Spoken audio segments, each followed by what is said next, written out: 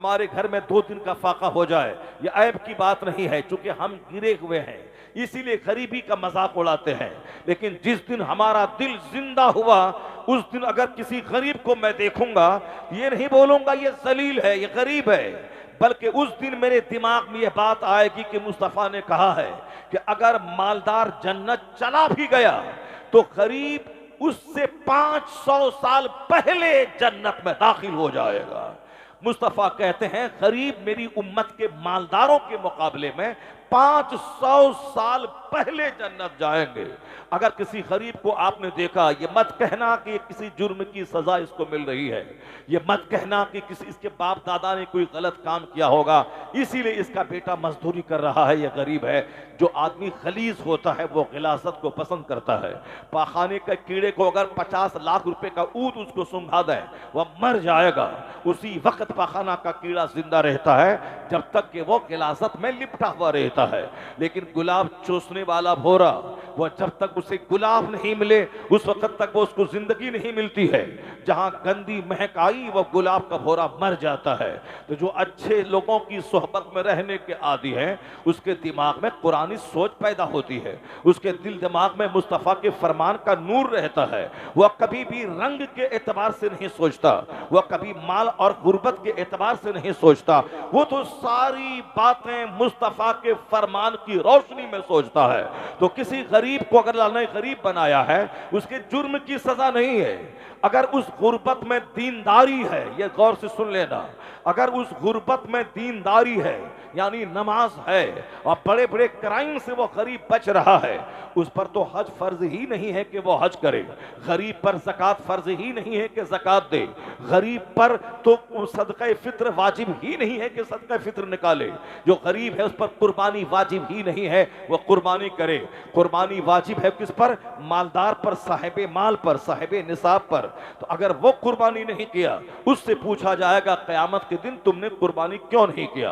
तुझ पर कुर्बानी वाजिब हुई आप 15 साल की उम्र में और आज 60-70 साल हो गए, तू 5 साल से कुर्बानी कर रहा है, ये बता दे कि 40 साल से तुझ पर कुर्बानी वाजिब रही, तुमने नहीं किया, उसका जवाब तुम बताओ।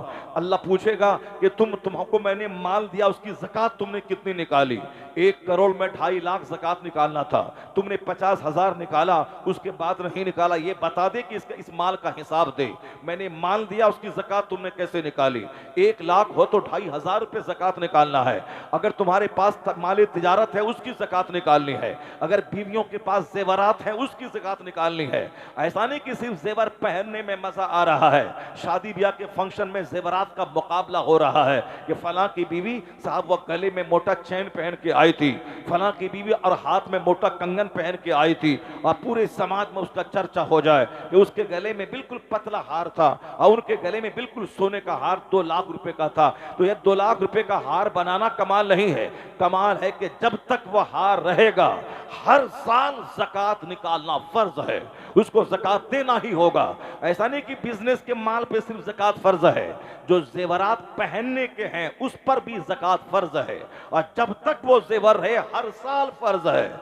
ऐसा नहीं कि एक बार निकाल दिया तो हो गया, नहीं, जब तक वो जेवर आपके पास है हर साल फर्ज है, चाहे उससे आपका कोई फायदा हो या ना हो। वह माल आपके घर में है, उस पर ज़कात फर्ज है। आपने खरीदा 50 साल पहले, आपने कभी कभार दे दिया थोड़ा सा माल, क़यामत के दिन हिसाब देना होगा कि तुमने ज़कात निकाली क्यों नहीं। सदक़े फित्र का हिसाब, ज़कात का हिसाब, कुर्बानी का हिसाब, उश्र का हिसाब, जो ज़मीन अल्लाह ने दी है 10 बीघा 25 बीघा, जो उससे मैं गन्ना की खेती करता हूँ, उससे मैं गेहूं की खेती करता हूँ, उससे मैं धान उपजाता हूँ, धान का हिस्सा तुमने निकाला कि नहीं निकाला? तुमको मैंने गेहूं दिया 50 कुंटल, उसका तुमने कितना हिस्सा निकाला? आसमान से बारिश हुई तो हर 10 केजी में 1 केजी देना खुदा की राह में। अगर तुमने पानी खरीद की सिंचाई करी तो हर 20 केजी में 1 केजी देना खुदा की राह में। ये बता दें कि हिसाब देने में पसीना छूट जाएगा, 500 साल लग जाएंगे हिसाब देने में। कुर्बानी का हिसाब, उश्र का हिसाब, गन्ने धान गेहूं की खेती का हिसाब, आलू जो सब्जी उपजाते हैं उसका हिसाब, जो आपने आम का बाग बनाया है उसका हिसाब, तो ये किसान हिसाब देने में लगा रहेगा। ये मालदार ज़कात का हिसाब देगा, गरीब ना उस पर ज़कात फर्ज है, ना उस पर सदक़े फित्र वाजिब है, ना उस पर कुर्बानी वाजिब है, वह सिर्फ नमाज उस पर फर्ज है। वह पाबंदी से मजदूरी करे तो भी नमाज पढ़े, ईंट ढोए तो भी नमाज पढ़े, दूसरों के खेत में हल चलाए तो भी नमाज पढ़े, बीमार रहे तो भी नमाज पढ़े। नमाज पढ़ने में पैसा नहीं लगता है, नमाज पढ़ने में 8 घंटे नहीं लगते हैं। 8 घंटे ईंट ढोने के बाद तब 500 रुपए मिलते हैं, और यहां तो पांचों नमाजों को मिला के 1 घंटा का टाइम भी नमाज में नहीं लगता है। तुम 1 घंटा लगा दे, अल्लाह महासंख्यों रुपए की जन्नत तुझको अता फरमा देगा। अल्लाह ये देखना चाहता है तू 10 मिनट निकाल, तू 10 घंटा अपने खेत में रह, नमाज ज़ोहर के 10 मिनट निकाल, तू रात भर 8 घंटे की गहरी नींद ले, और जिस रब ने नींद दी उस रब की खातिर फजर के लिए 10 मिनट का टाइम निकाल। तू 10 मिनट का टाइम खुदा के लिए निकाल दे और सिर्फ नमाज पाबंदी से पढ़। ये ईंट ढोना तेरे गुनाहों का कफारा बन जाएगा। जो मजदूर पसीना बहाता है और हलाल रोजी कमाता है, पसीने की एक एक बूंद उसके गुनाहों के दाग को मिटा देती है। तो गुर्बत ऐब की बात नहीं है। गरीब सिर्फ नमाज पढ़ ले, वह झूठ न बोले, वह जिना न करे, वह शराब न पिए, वह साहब चुगलखोरी न करे, वह ईमानदारी से रहे, काम में धोखाधड़ी न करे, वह हलाल तरीके से मेहनत से कमाए। मालदार जो तुम्हारे गांव में 1000 बीघा जमीन का जोतने वाला है, जो तुम्हें जलील समझता है, अगर तुमने नमाज पढ़ी, गुनाहों से बचा, इन मालदारों से 500 साल पहले अल्लाह जन्नत में तुझको अता फरमाएगा जगह। इसके मुकाबले में 5 साल नहीं, 5 दिन नहीं, 50 साल नहीं, 500 साल, 500 साल पहले तुम इन जमींदारों के मुकाबले में जन्नत जाएगा। दुनिया में थोड़ा सब्र कर लेना, दुनिया में नर्वस मत होना, इन मालदारों से मत चिढ़ना, अल्लाह रब्बुल इज्जत के फैसले का शिकवा मत करना कि अल्लाह ने मुझको गरीब बनाया, सामने वाले को मालदार बनाया। अगर तुमने शिकवा नहीं किया, अल्लाह की मर्जी पे राजी रहे, अल्लाह ने जो तेरे हक में जितनी रोजी लिखी उस पर तुमने सब्र किया और नमाज का दामन नहीं छोड़ा, तो ये मालदार को देख के आज तू ललचाई निगाह से देखता है, हसरत करता है। इनके पास 50 करोड़ की गाड़ी है, मेरे पास नहीं, मैं किसी काम का आदमी नहीं हूं। इनके पास 100 बीघा जमीन है, मेरे पास रहने का घर नहीं, मैं इनके सामने किसी काम का आदमी नहीं हूं। सब्र से काम लेना, इन 50 करोड़ की गाड़ी वाले से 500 साल पहले तू जन्नत जाएगा। 1000 बीघा जमीन के जोतने वाले नवाब से 500 साल पहले जन्नत जाएगा। ये कोई मौलवी नहीं बोल रहा, ये तुम्हारे दिल बहलाने की बातें नहीं हो रही है कि मैं तुम्हारा दिल रखने के लिए, गरीबों की दिलजोई के लिए मैं ऐसा बोल रहा हूं। जिस नबी के कहने से तूने अल्लाह को एक माना, जिस नबी के कहने से तू नमाज पढ़ता है, जिस नबी के कहने से जन्नत और जहन्नम पे विश्वास है, मुस्तफा सच्चे मुस्तफा ने कहा कि इस्लाम हक है, कुरान हुजूर पे नाजिल हुआ है, हम पर नाजिल नहीं हुआ है, और हुजूर ने कहा कुरान अल्लाह का कलाम है, मैंने मान लिया। हुजूर ने कहा कि अल्लाह एक है, हमने मान लिया। हुजूर ने कहा कि कयामत हक है, हमने मान लिया। हुजूर ने कहा कि अल्लाह है दुनिया का पैदा करने वाला, मैंने मान लिया। तो मैंने खुदा को देखा नहीं, मुस्तफा के कहने से मान लिया। मैं मुझ पर कुरान नाजिल नहीं हुआ, हुजूर के कहने से मैंने कुरान पर ईमान लाया। तो जिस मुस्तफा के कहने से तू ईमान लाया है, उसी मुस्तफा का ये फरमान है कि मालदार के मुकाबले में गरीब 500 साल पहले जन्नत चले जाएंगे। इसलिए गरीबों, खुशखबरी हो, बशारत हो, अगर तुमने नमाज का दामन मजबूती से थामा और तुमने ज़िना और शराब से अपने दामन को दागदार नहीं बनाया, तो तू फख्र करके अल्लाह ने गरीब बना के एहसान किया है ताकि 500 साल पहले तुझको जन्नत में जगह अता फरमा दे। ये बात वह सोचेगा जो मुस्तफा की हदीस पढ़ता है, ये बात वह सोचेगा जो आलिमों की सोहबत में रहता है, ये बात वह सोचेगा जो कुरान हदीस का मुताला करता है, ये बात वह सोचेगा जो अल्लाह के वलियों की सोहबतों में रहता है, जो चोर की सोहबत में रहे, जो डकैत की सोहबत में रहे, जो बेनमाजी की सोहबत में रहे, जो ज़िनाकार की सोहबत में रहे, जो सूदखोर की सोहबत में रहे, जो दिन रात अपनी आंखों में अजनबी औरतों को बसा ले, उसकी सोच गंदी, उसकी आंख गंदी, उसका दिल गंदा, उसका जिगर गंदा, उसकी आने वाली नस्लें गंदी। इस आंख में जो माँ बाप का चेहरा बसा ले, जो मस्जिदों की दीवार बसा ले, जो बुजुर्गों का चेहरा बसा ले, जो गुंबदे खजरा खाने काबा बसा ले, जो कुरान के औराक को बसा ले, जो मुस्तफा की अहादीस के चैप्टर को बसा ले, उसकी आंख उजली, उसका दिल उजला, उसकी सोच उजली, उसकी फिक्र रोशन, उसकी दुनिया भी रोशन होगी, उसका उक़बा भी रोशन हो जाएगा। दोनों जहान की रोशनी नेकों की सोहबत में मिलने से हासिल होती है। दोनों जहान का नूर कुरान हदीस पढ़ने से मिलता है। आज दुनिया उजड़ क्यों गई? अच्छों की सोहबत ही मुयसर नहीं है। आज लोगों के चेहरे पे मायूसियत क्यों है? लोग नेक लोगों का चेहरा ही नहीं देखता है, सब जमींदारी के घमंड में पड़ा हुआ है, कोई मकान के घमंड में डूबा हुआ। अरे मैं बड़ा हूं, ये मौलवी साहब क्या करेगा, ये 10,000 महीना कमाने वाला मस्जिद का इमाम ये क्या बड़ा बनेगा, ये क्या मुझको जुमा के दिन तकरीर बताएगा कि झूठ बोलना हराम है, शराब पीना हराम है। नहीं मिल रहा है पैसा 10,000 रुपये कमाने के लिए, मेरे गांव में पड़ा हुआ है, खाना मैं खिलाता हूं और चंदा दे के तनख्वाह मैं देता हूं, और ये मौलवी साहब मुझको कहता है कि हराम है, ये हलाल है, ये लीगल है, इल्लीगल है। तो हम पैसे की वजह से किसी की हैसियत को आंकते हैं। पैसे इसके पास कम है इसलिए इसका कोई वकार नहीं है। मगर तुम्हें मालूम है अगर मस्जिद का इमाम आलिमे दीन है, वो आलिमे बाअमल है, तो याद रखना आलिमे बाअमल का मर्तबा इतना बड़ा होता है कि वह रास्ते से चलते हैं तो दरख्त के पत्ते उसके लिए दुआ करते हैं, समंदर की मछलियां दुआ करती है, सुराखों की चूटियां दुआ करती हैं, और आलिमे रब्बानी अगर सो जाए तो हर सांस के बदले में अज्र मिलता है। और आलिमे दीन बच्चे को 5 मिनट रात में कुरान पढ़ा दे और कोई 5,000 रकत नमाज नफ्ल रात भर पढ़े तो यह 1000 रकत नमाज नफ्ल पढ़ने से आलिमे दीन का 5 मिनट दीन सिखा देना यह काम बेहतर है। यह है इल्मे मुस्तफा के हुसूल का फैजान कि आलिमे दीन नाइबे पैगंबर कहलाता है, आलिमे दीन नाइबे रसूल कहलाता है। इसलिए हम पैसे की वजह से मस्जिद के इमाम की अहमियत का अंदाजा नहीं लगा सकते। यहां हम घमंड में डूबे हैं, मकान का गुरूर, जमींदारी का गुरूर, मुलाजमत का गुरूर, अच्छा कपड़ा पहनने का गुरूर। खबरदार, मुस्तफा ने ये नहीं कहा है, मुस्तफा ने ये कहा है इन्नल्लाह ला यंजुरु इला सुवरिकुम व अमवालिकुम वलाकिन यंजुरु इला कुलूबिकुम व अमालिकुम। मुस्तफा कहते हैं अल्लाह तुम्हारी सूरतों को नहीं देखता, अल्लाह तुम्हारे माल को नहीं देखता, Allah does not see your face, Allah तेरे चेहरे को नहीं देखता कि तू कितना खूबसूरत है, Allah does not see your wealth, Allah तुम्हारी दौलत को नहीं देखता कि इतना बड़ा मालदार है, but Allah sees your heart, Allah तुम्हारे दिल को देखता है, तुम्हारे इंटेंशन को देखता है, तुम्हारी नीयतों को देखता है, तुम्हारे दिलों को देखता है, तुम्हारे अहवाल को देखता है, तुम्हारे कैरेक्टर को देखता है, तुम्हारे किरदार को देखता है। बहुत सारे गोरे चेहरे वाले का चेहरा बंदर जैसा हो गया, बहुत सारों का चेहरा अल्लाह ने सुअर जैसा बना दिया, बहुत सारे का चेहरा आज अल्लाह का अजाब है कि अरबों के माल में रहने के बावजूद 1 दर्जन बीमारी से चेहरा काला है, क्योंकि जिसको दिल की बीमारी हो गई उसके चेहरे पे नूर कभी नजर नहीं आ सकता, चाहे वह मंत्री रहे या प्रधानमंत्री रहे, चाहे वह अरबपति रहे या प्रेसिडेंट रहे। दिल की बीमारी वाले का चेहरा देख के पढ़ सकते हैं इसका दिल मरीज है, वो हमेशा बुझा बुझा रहता है, उसका दिल हमेशा उसका चेहरा काला रहता है, वो हमेशा अंदर के पेन को महसूस करता हुआ अंदर से टूटा हुआ होता है।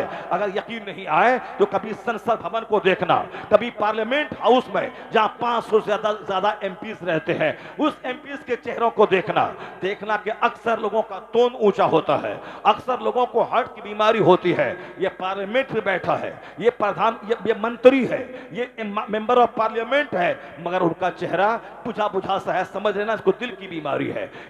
मेंबर ऑफ पार्लियामेंट बनने के बावजूद उसका चेहरा बुझा सा है, दिल की बीमारी है। कभी शरद पवार को देख लेना, शरद यादव मर गया, कभी उसका चेहरा तुमने देखा था। अभी लालू प्रसाद का चेहरा देख लेना, मुलायम सिंह मर गया, उसका चेहरा देख लेना। ये वह लोग हैं जो अरबों में खेलने वाले लोग हैं, मगर उनका चेहरा काला था क्योंकि उनके पास दिल की बीमारी थी।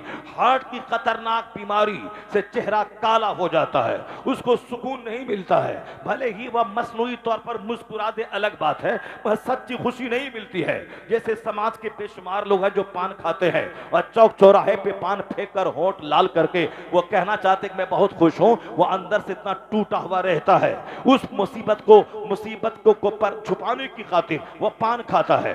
जिस तरह बहुत सारी फाहिशा औरतें हैं जिन्होंने बीमारी की वजह से, जिनाकारी की वजह से उसकी सेहत गल चुकी होती है, उसका चेहरा मर चुका होता है, लेकिन कराहत को अपनी तरफ माइल करने के लिए वह होठों को लाल किए रहती है, वह अपने चेहरे को 50 टाइप के लोशन से सजा के रखती है। उसका चेहरा देखने में भद्दा लगता है, 1000 वो लोशन लगाए, 1000 लिपस्टिक लगाए, पर उनका चेहरा बताता है कि अंदर से मरीजा है, ये अंदर से दुखी है, ये अंदर से टूटी हुई है, निस्वानियत के औसाफ से खाली है। लेकिन गांव देहात की वो औरत जो नमाजी परहेजगार हो, अगरचे वो कोई लिपस्टिक न लगाए, ना अपने चेहरे चेहरे पे कोई लोशन लगाए, मगर न सजदे का हुस्न उसके चेहरे से ऐसा नुमाया होता है जैसे कोई हूर जमीन पे उतर आई हो। क्योंकि 50 प्रकार के लोशन में अल्लाह ने वह हुस्न नहीं रखा है जो हुस्न सजदा करने में रखा है। अगर औरतें अपने सजदे को थोड़ा दराज कर दें और सजदा खत्म होने के बाद अपना चेहरा आईने में देखें, जो 50,000 खर्च करके लोशन लगाने में जो चेहरा हसीन न होगा, यह सजदे की वजह से। जब ब्लड प्रेस, जब हार्ट का सर्कुलेशन ब्लड का जबरदस्त ढंग से होता है, वाफिर मिकदार में चेहरे की सारी रगों में खून फैल जाता है, तो दानिश्वर कहते हैं, अमेरिका और यूरोप का दानिश्वर कहता है, औरतों को, मुसलमान खवातीन को लोशन लगाने की कोई जरूरत नहीं है, वह सिर्फ सजदा करें और सजदा को लंबा करें। अगर यकीन न हो तो सलाम फेरने के बाद आईने में चेहरा देखें, बगैर लोशन के सजदे का नूर उसके चेहरे पे नजर आएगा। अंदर से जो दिल का मरीज होता है वह टूटा होता है, दिल का मरीज बुझा बुझा सा रहता है, दिल के मरीज के चेहरे पे कभी खुशी के आसार नहीं होते हैं। तो धनवान होना और है और पुरमुसर्रत जिंदगी गुजारना और है। ये इमाम साहब मस्जिद का 10,000 कमाने वाला चेहरे पे फेयर एंड लवली नहीं लगाता है, ये अपने होठ में लिपस्टिक नहीं लगाता है, यह सिर्फ तेल लगाता है मुस्तफा की सुन्नत पे अमल करते हुए। लेकिन जिस दिन अमामा बांधकर और जुब्बा पहनकर जब जुमा के दिन मेंबर पे खड़ा होता है, अरबपति नीचे है, बैरिस्टर नीचे है, लायर नीचे है, 1000 बीघा जमीन का जोतने वाला नीचे है, उसका बेटा जो अमेरिका पढ़ने गया है बैरिस्टर बनने, वो अपना घर आया है, वो भी नीचे है, और गरीब का बच्चा 10,000 महीना कमाने वाला वह मेंबर पे चढ़ा हुआ है, अमामा बांधकर आसा लेकर जब वो कहता है सबीलुकुम तवीलुन तवील व ज़ादुकुम कलीलुन कलील, तो ऐसा लगता है जैसे कमांडर इन चीफ है जो फौज को ललकार रहा है, जैसा कोई बादशाह है जो अपनी रियाया से खिताब कर रहा है। ये बताते 10,000 में ये हुस्न कहां से आया, ये 5,000 पे महीने में चेहरे का नूर कहां से आया? ना लिपस्टिक है, ना फेयर एंड लवली है, यह नूर है दीन की खिदमतों का नूर है, यह जिक्र इलाही का नूर है, यह दुरूद मुस्तफा का नूर है, यह सब्र का नूर है, यह तवक्कुल का नूर है, यह कनाअत का नूर है, दीन मोहम्मदी की खिदमत का नूर है। क्योंकि हुजूर ने कहा है कि जो मेरी हदीस सुने और दूसरों को सुनाए, अल्लाह उसे हरा भरा रखे। नद्दर अल्लाहु अमरन मन समिअ मिन्ना हदीसन फबल्लगहु कमा समिअ। हुजूर ने कहा अल्लाह उसे हरा भरा रखे जो मेरी हदीस सुनता है और दूसरों को सुनाता है। ये मुस्तफा की दुआ मालदारों के साथ नहीं है, अरबपति के साथ नहीं है। अल्लाह अरबपति को हरा भरा रखे, अल्लाह खरबपति को हरा भरा रखे, अल्लाह पुलिस में नौकरी करने वाले को हरा भरा रखे, अल्लाह कॉलेज के प्रोफेसर को हरा भरा रखे, अल्लाह स्कूल के टीचर को हरा भरा रखे, अल्लाह मकान वाले को हरा भरा रखे, अल्लाह गाड़ी वाले को हरा भरा रखे। ये दुआ मुस्तफा ने नहीं की। मुस्तफा ने क्या दुआ की? अल्लाह उसे हरा भरा रखे, सरसब्दुल शादाब रखे जो मेरी हदीस सुनता है और दूसरों को सुनाता है। ये मुस्तफा की दुआ है कि 10,000 कमाने वाला अरबपति का कान काटता है और वह मालदारी के दिन गुजारता है, उसका चेहरा भी नूरानी होता है, उसकी दुनिया भी नूरानी होती है। अल्लाह ने चाहा तो उसकी आखिरत भी नूरानी होती है। नारे तकबीर, नारे रिसालत, नारे गौसियत, मसलके आला हजरत, फैजान आला हजरत हजरत अल्लामा मुफ्ती शहरियार रजा साहिब क़िबला ताजदार मदीना कॉन्फ्रेंस सरजमीन तिगड़ी जिला बरेली शरीफ। हमारे समाज से नूर आज खत्म हो गया। घमंड ने मुझको जानवर बना दिया, गुरूर ने मुझको कहीं का नहीं छोड़ा। एक तो गुरूर आदमी को अब होता है कि अपने मजहब पे घमंड हो कि अल्लाह ने मुझको मोमिन बनाया है। यहाँ घमंड इस्लाम पे नहीं है, यहाँ तो बुझा बुझा सा है आदमी, शिकायत का शिकार आदमी साहब, वो कच फिक्री का शिकार रहता है कि हमें मोमिन बना के टेंशन में आजमाइश में डाल दिया। ये दुनिया के सारे लोग मुझे खाना चाह रहे हैं, ये सारे कुफार मुशरिकीन मुझे मारना चाहते हैं। अब ये इस्लाम को बोझ समझता है कि हम बेकार मुसलमान हुए, बेकार मुस्लिम फैमिली में पैदा हुए, क्योंकि हमारा मुस्तकबिल बड़ा खतरनाक है। हिंदुस्तान के मुशरिक भी मुझे मारना चाहते हैं, अमेरिका के यहूदी भी मुझको मारना चाहते हैं, बरतानिया के ईसाई मुझको मारना चाहते हैं, ये सारे लोग मुझको मारना चाहते हैं। दुनिया में बेशुमार लोग हैं, कोई किसी की बात लेके नहीं फिरता। ये बिकाऊ मीडिया दिन रात मुसलमान इस्लाम ये करता रहता है, चलो कम से कम इतना तो करता रहता है कि इस्लाम का चर्चा तो कर रहा है, इसी बहाने आने वाली नस्लें इस्लाम का मुताले करने का मजाज तो ले रही है। ये भले ही सोचता मैं इस्लाम को डैमेज कर रहा हूं, इस्लाम को बदनाम कर रहा हूं, लेकिन जब बार बार इस्लाम और मुसलमान मीडिया वाला बोलेगा तो बच्चों के दिमाग में होता जरा मुताला करूं इस्लाम किसे कहते हैं, जरा मैं मुताला करूं इस्लाम के पैगंबर की तालीमात क्या है। ये मीडिया वाला मुस्तफा की इज्जत को धूमिल करने के लिए ये हुजूर का नाम लेता है, मगर अमेरिका यूरोप के लाखों बच्चे जब मीडिया में मुस्तफा जान रहमत का नाम सुनते हैं वो हुजूर की सीरत पढ़ने का शौक उनको पैदा होता है। जरा देखें ये मीडिया वाले कहते हैं इन्होंने ऐसा किया, इन्होंने जिहाद किया, जिहाद का कानून दिया, इन्होंने लड़ने झगड़ने का कानून दिया, जरा पढ़े मोहम्मद अरबी को, ये कौन थे, ये कहां पैदा हुए, इसका मैसेज क्या है, इसका सबक क्या है। एक कौम मुस्लिम तू सुन ले, अमेरिका यूरोप का कोई दिन ऐसा नहीं गुजरता जिस दिन वहां का कोई दानिश्वर कलमा पढ़ के मोमिन ना होता हो, वहां का वैज्ञानिक कलमा पढ़ के मोमिन ना होता हो, वहां का साइंटिस्ट कलमा पढ़ के मोमिन ना होता हो, कोई दिन नहीं गुजरता।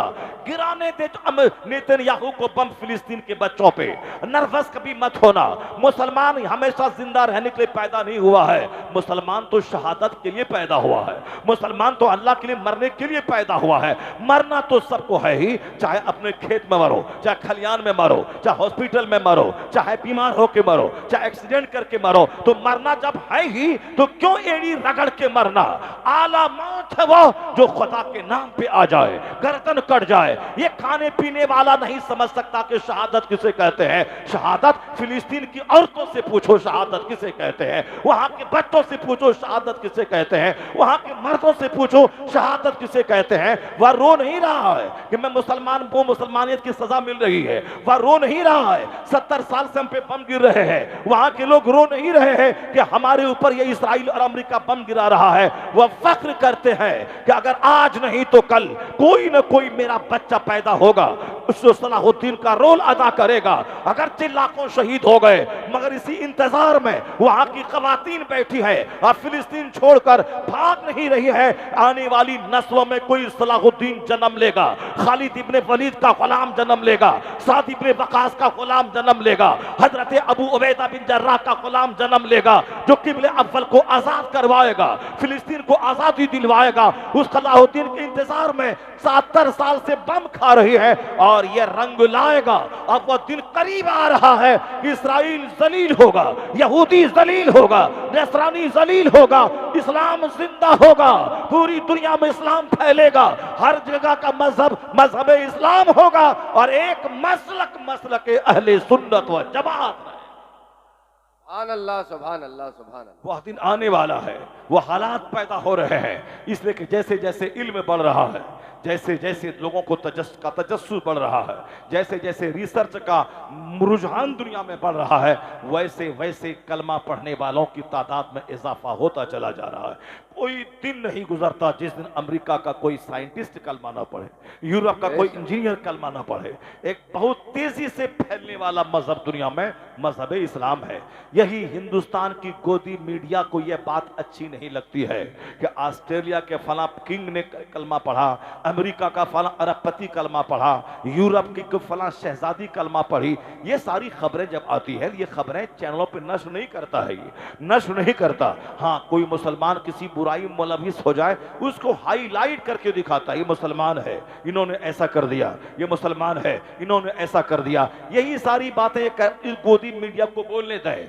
आप इसी ख्याल में जिंदा रहें कि इस्लाम दबने नहीं आया है, इस्लाम कुफ्र दबाने आया है, शिर्क मिटाने आया है, जुल्मत मिटाने आया है। किसी जालिम की तलवार इस्लाम खत्म नहीं कर पाएगी, किसी बादशाह की सल्तनत इस्लाम को मिटा नहीं पाएगी। इस्लाम फैलने आया है, इस्लाम सिकुड़ने नहीं आया है। इस्लाम इतना फैलेगा कि हर कच्चा पक्का घर में इस्लाम फैलेगा, अमेरिका से लेके मलेशिया तक हर घर में इस्लाम फैलेगा, हर अमीर और गरीब के घर में इस्लाम फैलेगा। मुस्तफा सच्चा, मुस्तफा की बात सच्ची। आने वाला वो वक्त आएगा कि हर कच्चा पक्का घर इस्लाम वहां दाखिल हो जाएगा। ला यबका अला ज़हरिल अर्द बैतु मदरियम वला फब्र इल्ला अदखलहुल्लाहु कलिमतल इस्लाम। इसलिए ए मोमिन, अपनी नमाज के बारे में सोच, अपने रोजे के बारे में सोच, अपने हज व ज़कात के बारे में सोच, अपने अखलाक आदत व अतवार के बारे में सोच, अपनी गंदी आदतों को दूर कर, मुस्तफा ने जो कुछ कहा है उनकी सुन्नतों पे अमल कर। इस्लाम के बारे में मत सोच ज्यादा। इस्लाम अल्लाह का पसंदीदा मजहब है, मुस्तफा का पसंदीदा मजहब है। इसलिए अल्लाह को कोई सी दूसरे खुदा से कोई खतरा नहीं है, कोई दूसरा खुदा है ही नहीं जो अल्लाह को खतरा हो। अल्लाह वहदहू ला शरीक है, अल्लाह की शान कोई घटा ही नहीं सकता है। जब अल्लाह रब्बुल इज्जत के मुकाबिल में कोई दूसरा खुदा नहीं है तो कैसे इस्लाम दबेगा, कैसे कुरान मिटेगा, कैसे खुदा का नाम लेने वाला घटेगा। अल्लाह जब बंदों को मारना चाहता है तो वह उसको मारने में 48 दिन नहीं लगते, 48 घंटा नहीं लगता, 48 साल नहीं लगता। जब अल्लाह 50 लाख को मारना चाहता है तो सिर्फ 50 सेकंड का जलजला पूरी आबादी को जमीन में धंसा देता है। सुनामी का तूफान लाखों को समंदर की आगोश में ले लेता है। ये मौसम की खराबियां, ये आग आसमान से बरसती है और हजारों लोग मौत की आगोश में चले जाते हैं। तुर्की का जलजला तुमने देखा होगा, उस्मानाबाद का जलजला तुमने सुना होगा, सुनामी का तूफान 10 साल पहले आया उसको तुमने देखा होगा, सैलाब के मौसम में जब पानी बहता है गांव का गांव तबाह होता है उसको तुमने देखा होगा। इसलिए ये जो कुछ तमाशा दुनिया में हो रहा है, चाहे अमेरिका करे, चाहे इसराइल करे, चाहे दुनिया के लोग करें, चाहे अरब के हिजड़े हुक्मरा अपने भाइयों को ज़बह होता हुआ देखे, उसकी जबान न खोले, कुर्सी प्यारी हो, बदतमीज तू कल मरेगा, तेरी लाश में कीड़ा पड़ेगा। जिस तरह कर्नल कज़ाफी मरा, जिस तरह लीबिया का कर्नल कज़ाफी मरा, तू भी मरेगा। मोहम्मद बिन सलमान जिस तरह यासिर अरफात मरा, तू भी मरेगा। जिस तरह मिस्र का सदर मरा उसी तरह तू भी मरेगा। जिस तरह सद्दाम हुसैन गए उस तरह तू भी जाएगा। पर सद्दाम तो शेर था जो फांसी के फंदे पे चढ़ने के बाद वह कलमा पढ़ा, अपनी कौम की मोहब्बत में मरा। और तू कैसे मरेगा? तो यूरोप का गुणगान करके मरेगा, तू अमेरिका का तलवार चाट के मरेगा, तू यहूदी का फतवा पढ़ के मरेगा, तू नसरानी की दलाली करके मरेगा, पूरी मौत मरेगा। इसलिए कि तू मुसलमानों की राजधानी जो मक्का मदीना है वहां की तू कमान संभाला है, वहां का तू हाकिम है। 25,000 से ज्यादा लोग शहीद हो गए और तुम्हारे सीने में दर्द नहीं पैदा हुआ, तुम्हारे सीने में एहसास नहीं पैदा हुआ। हिंदुस्तान के मुसलमान जख्मी है, मलेशिया के मुसलमान जख्मी है, अमेरिका का क्रिश्चियन जख्मी है। अमेरिका के क्रिश्चियन सड़कों पे आ गए, कहा जुल्म बंद करो। अमेरिका के दानिश्वर सड़कों पे आ गए, यह जंग बंद करो। ऑस्ट्रेलिया में हजारों लोग सड़कों पे आ गए, यह जंग बंद करो। अब ब्रिटेन में जहां 50,000 आदमी का देखना मुश्किल है वहां 6 लाख लोग सड़कों पे आ गए और कहा जुल्म बंद करो। मगर मोहम्मद बिन सलमान के लोग साहब या नंगी लड़कियों को नचाने में लगा हुआ है, शराब पीने में लगा हुआ है, रंगरलिया मनाने में लगा हुआ है। मैंने भी सुना है कि तुम्हारे जो बाप दादा थे वो भी मरे, अब्दुल्ला मर गए, किंग फैसल मर गए, तुम्हारा जो बाप दादा है वो भी मर गया, फहद भी मर गया, वह सब चला गया, तू भी मरेगा। तेरी लाश सड़ेगी या तुम्हारी लाश से बदबू आएगी। तुम्हारे सीने में दिल नहीं है। फिलिस्तीन के शहीदों की बॉडी से कस्तूरी की खुशबू आ रही है जो खुदा की खातिर जान देता है, और जो सिर्फ कुर्सी बचाता है उसकी लाश से बदबू आएगी, और जो मजहब बचाता है वह लाश के टुकड़े क्यों न हो जाए, कस्तूरी की खुशबू आ। नारे तकबीर, नारे रिसालत, नारे गौस, मसलके आला हजरत। मरना तो सबको है ही, मौत वही जो खुदा के नाम पे आ जाए, मौत वही जो किबले अव्वल की हिफाजत में आ जाए, मौत वही जो इस्लाम की आबरू बचाने में आ जाए, मौत वही जो सरहद इस्लाम पे आ जाए। इसलिए अपने बाल बच्चों को देखने वाला उतना अज्र नहीं पाता जितना अज्र हदीस की रोशनी में कोई सरहद इस्लाम पर रहे और इस्लामी फौज की हिफाजत में एक रात अगर कोई जागता है तो उस आग पे अल्लाह जहन्नम की आग हराम कर देता है। आग से जो अल्लाह के डर से आंसू बहाता है उस आग पे भी जहन्नम की आग हराम हो जाती है। और जो आग इस्लामी फौज की हिफाजत में सरहद पे खुली रहती है ताकि दुश्मन कहीं से हमला ना कर दे, उस आग पर भी जहन्नम की आग को अल्लाह हराम कर देता है। जहाँ 50 साल का नफल सजदा वहां नहीं बंदे को पहुंचाता है जहां इस्लाम के नाम पर पहुंचने वाली चोट की वजह से बंदा पहुंच जाता है। अल्लाह के नाम पे गर्दन कटाने का इनाम सिर्फ जन्नत है। सारे गुनाहों की जड़ें कट जाती हैं जब बंदे की गर्दन कट जाती है। इसलिए दूर दूर से देखने में लगता है कि बच्चे शहीद हो गए, औरतें शहीद हो गई, नौजवान शहीद हो गए। तो जब शहीद हो गए वो आतंकवादी नहीं थे जो पूरी मौत मरे, वो किबले अव्वल की हिफाजत में अपनी जमीन की आजादी की खातिर वह यहूदियों को खदेड़ा है, मुसलमान भाई से नहीं लड़ा है, यहूदियों को खदेड़ा है और फिर उसी जंग में मारा गया है। तो कयामत के दिन पता चलेगा कि जो भी दीन की खातिर ज़र्ब खाई, दीन की खातिर गाली सुना हो, जो दीन की खातिर तमाचा खाया हो, जो दीन की खातिर गालियां सुनी हो, जो दीन की खातिर मुलाजमत उसकी छूटी हो, जब किसी इमाम ने हक बोला गांव वाला उसको निकाल दिया, ये सजा क्यों मिली? हक बोलने की वजह से। किसी ने बोला ये खेल तमाशा करना हराम है, यानी मुहर्रमुल हराम के मौके पर तमाशा मत कर, दीन को बदनाम मत कर, शरीयत को बदनाम मत कर, बल्कि शरीयत पर अमल कर। हुसैन आजम का जिक्र जमील कर, उनकी शहादत का खुतबा पढ़, उनके सब्र की कहानी बयान कर। हाय हुसैना मत कर, मरसिया मत पढ़, नौहा मत कर, नौहा मत कर, जहालत वाला काम मत कर। ये दुल्दुल घोड़ा की तस्वीर बना के उसको घुमा घुमा के पैसा कमा के शराब पी के काफिरों की तरह रोल अदा मत कर, नाच गाना मत कर, बल्कि सजदा कर, जिक्र कर, तिलावत कर, हुसैन की अजमत से अपने सीने को रोशन करने की कोशिश कर। ये खेल तमाशा, ये फर्जी इमाम बाड़ा, ये साहब ताजियों की कतार है जिससे इस्लाम का कोई बड़ा काम नहीं होता। ये खुराफात में गुम है, नमाज गायब है, खुराफात में गुम है, नमाज गायब है, खुराफात में गुम है, शरीयत पर अमल गायब है। ये तमाशे दूर कर दे। लोगों ने बोला गर्दन काट देंगे, तुमने ताजिया के खिलाफ बोला है, तुमने इमाम बाड़ा के खिलाफ बोला है। अगर गर्दन कटी तो ये बाल बच्चों की मोहब्बत में नहीं बल्कि मुस्तफा की शरीयत का कानून बताया है, उसके बदले में गर्दन कटी है। तो दुनिया में नहीं आखिरत में पता चलेगा कि हुसैन आजम शहीदों के सरदार का नाम है। वो अपना सारा बाल बच्चा, अपना सारा कुंबा अल्लाह की राह में लुटा दिया। बात क्या थी? हुसैन हक बोलने के लिए मैदान में आए थे। यजीद की पलीती को चलने नहीं दिया जाएगा, इस्लाम दुश्मनी चलने नहीं दी जाएगी, शरीयत का मजाक उड़ाने नहीं दिया जाएगा, यजीद के मनमाने ढंग से जीने को नहीं दिया जाएगा। यजीद अल्लाह का कानून चलेगा, मुस्तफा का ज़ाब्ता चलेगा, तुम्हारा कानून नहीं चलेगा। यही बताने हुसैन करबला आए थे, दीन बचाने करबला आए थे। बदले में दुश्मनों ने गर्दन काट दी, बच्चे को ज़बह कर दिया, जवान बेटे को कत्ल कर दिया, सारा कुंबा लुटा दिया। तो कयामत के दिन जब हुसैन खून में लथपथ अपने बाल बच्चों समेत जब जन्नत की तरफ सफर करेंगे, अहले महशर हुसैन की इज्जत को देखेंगे।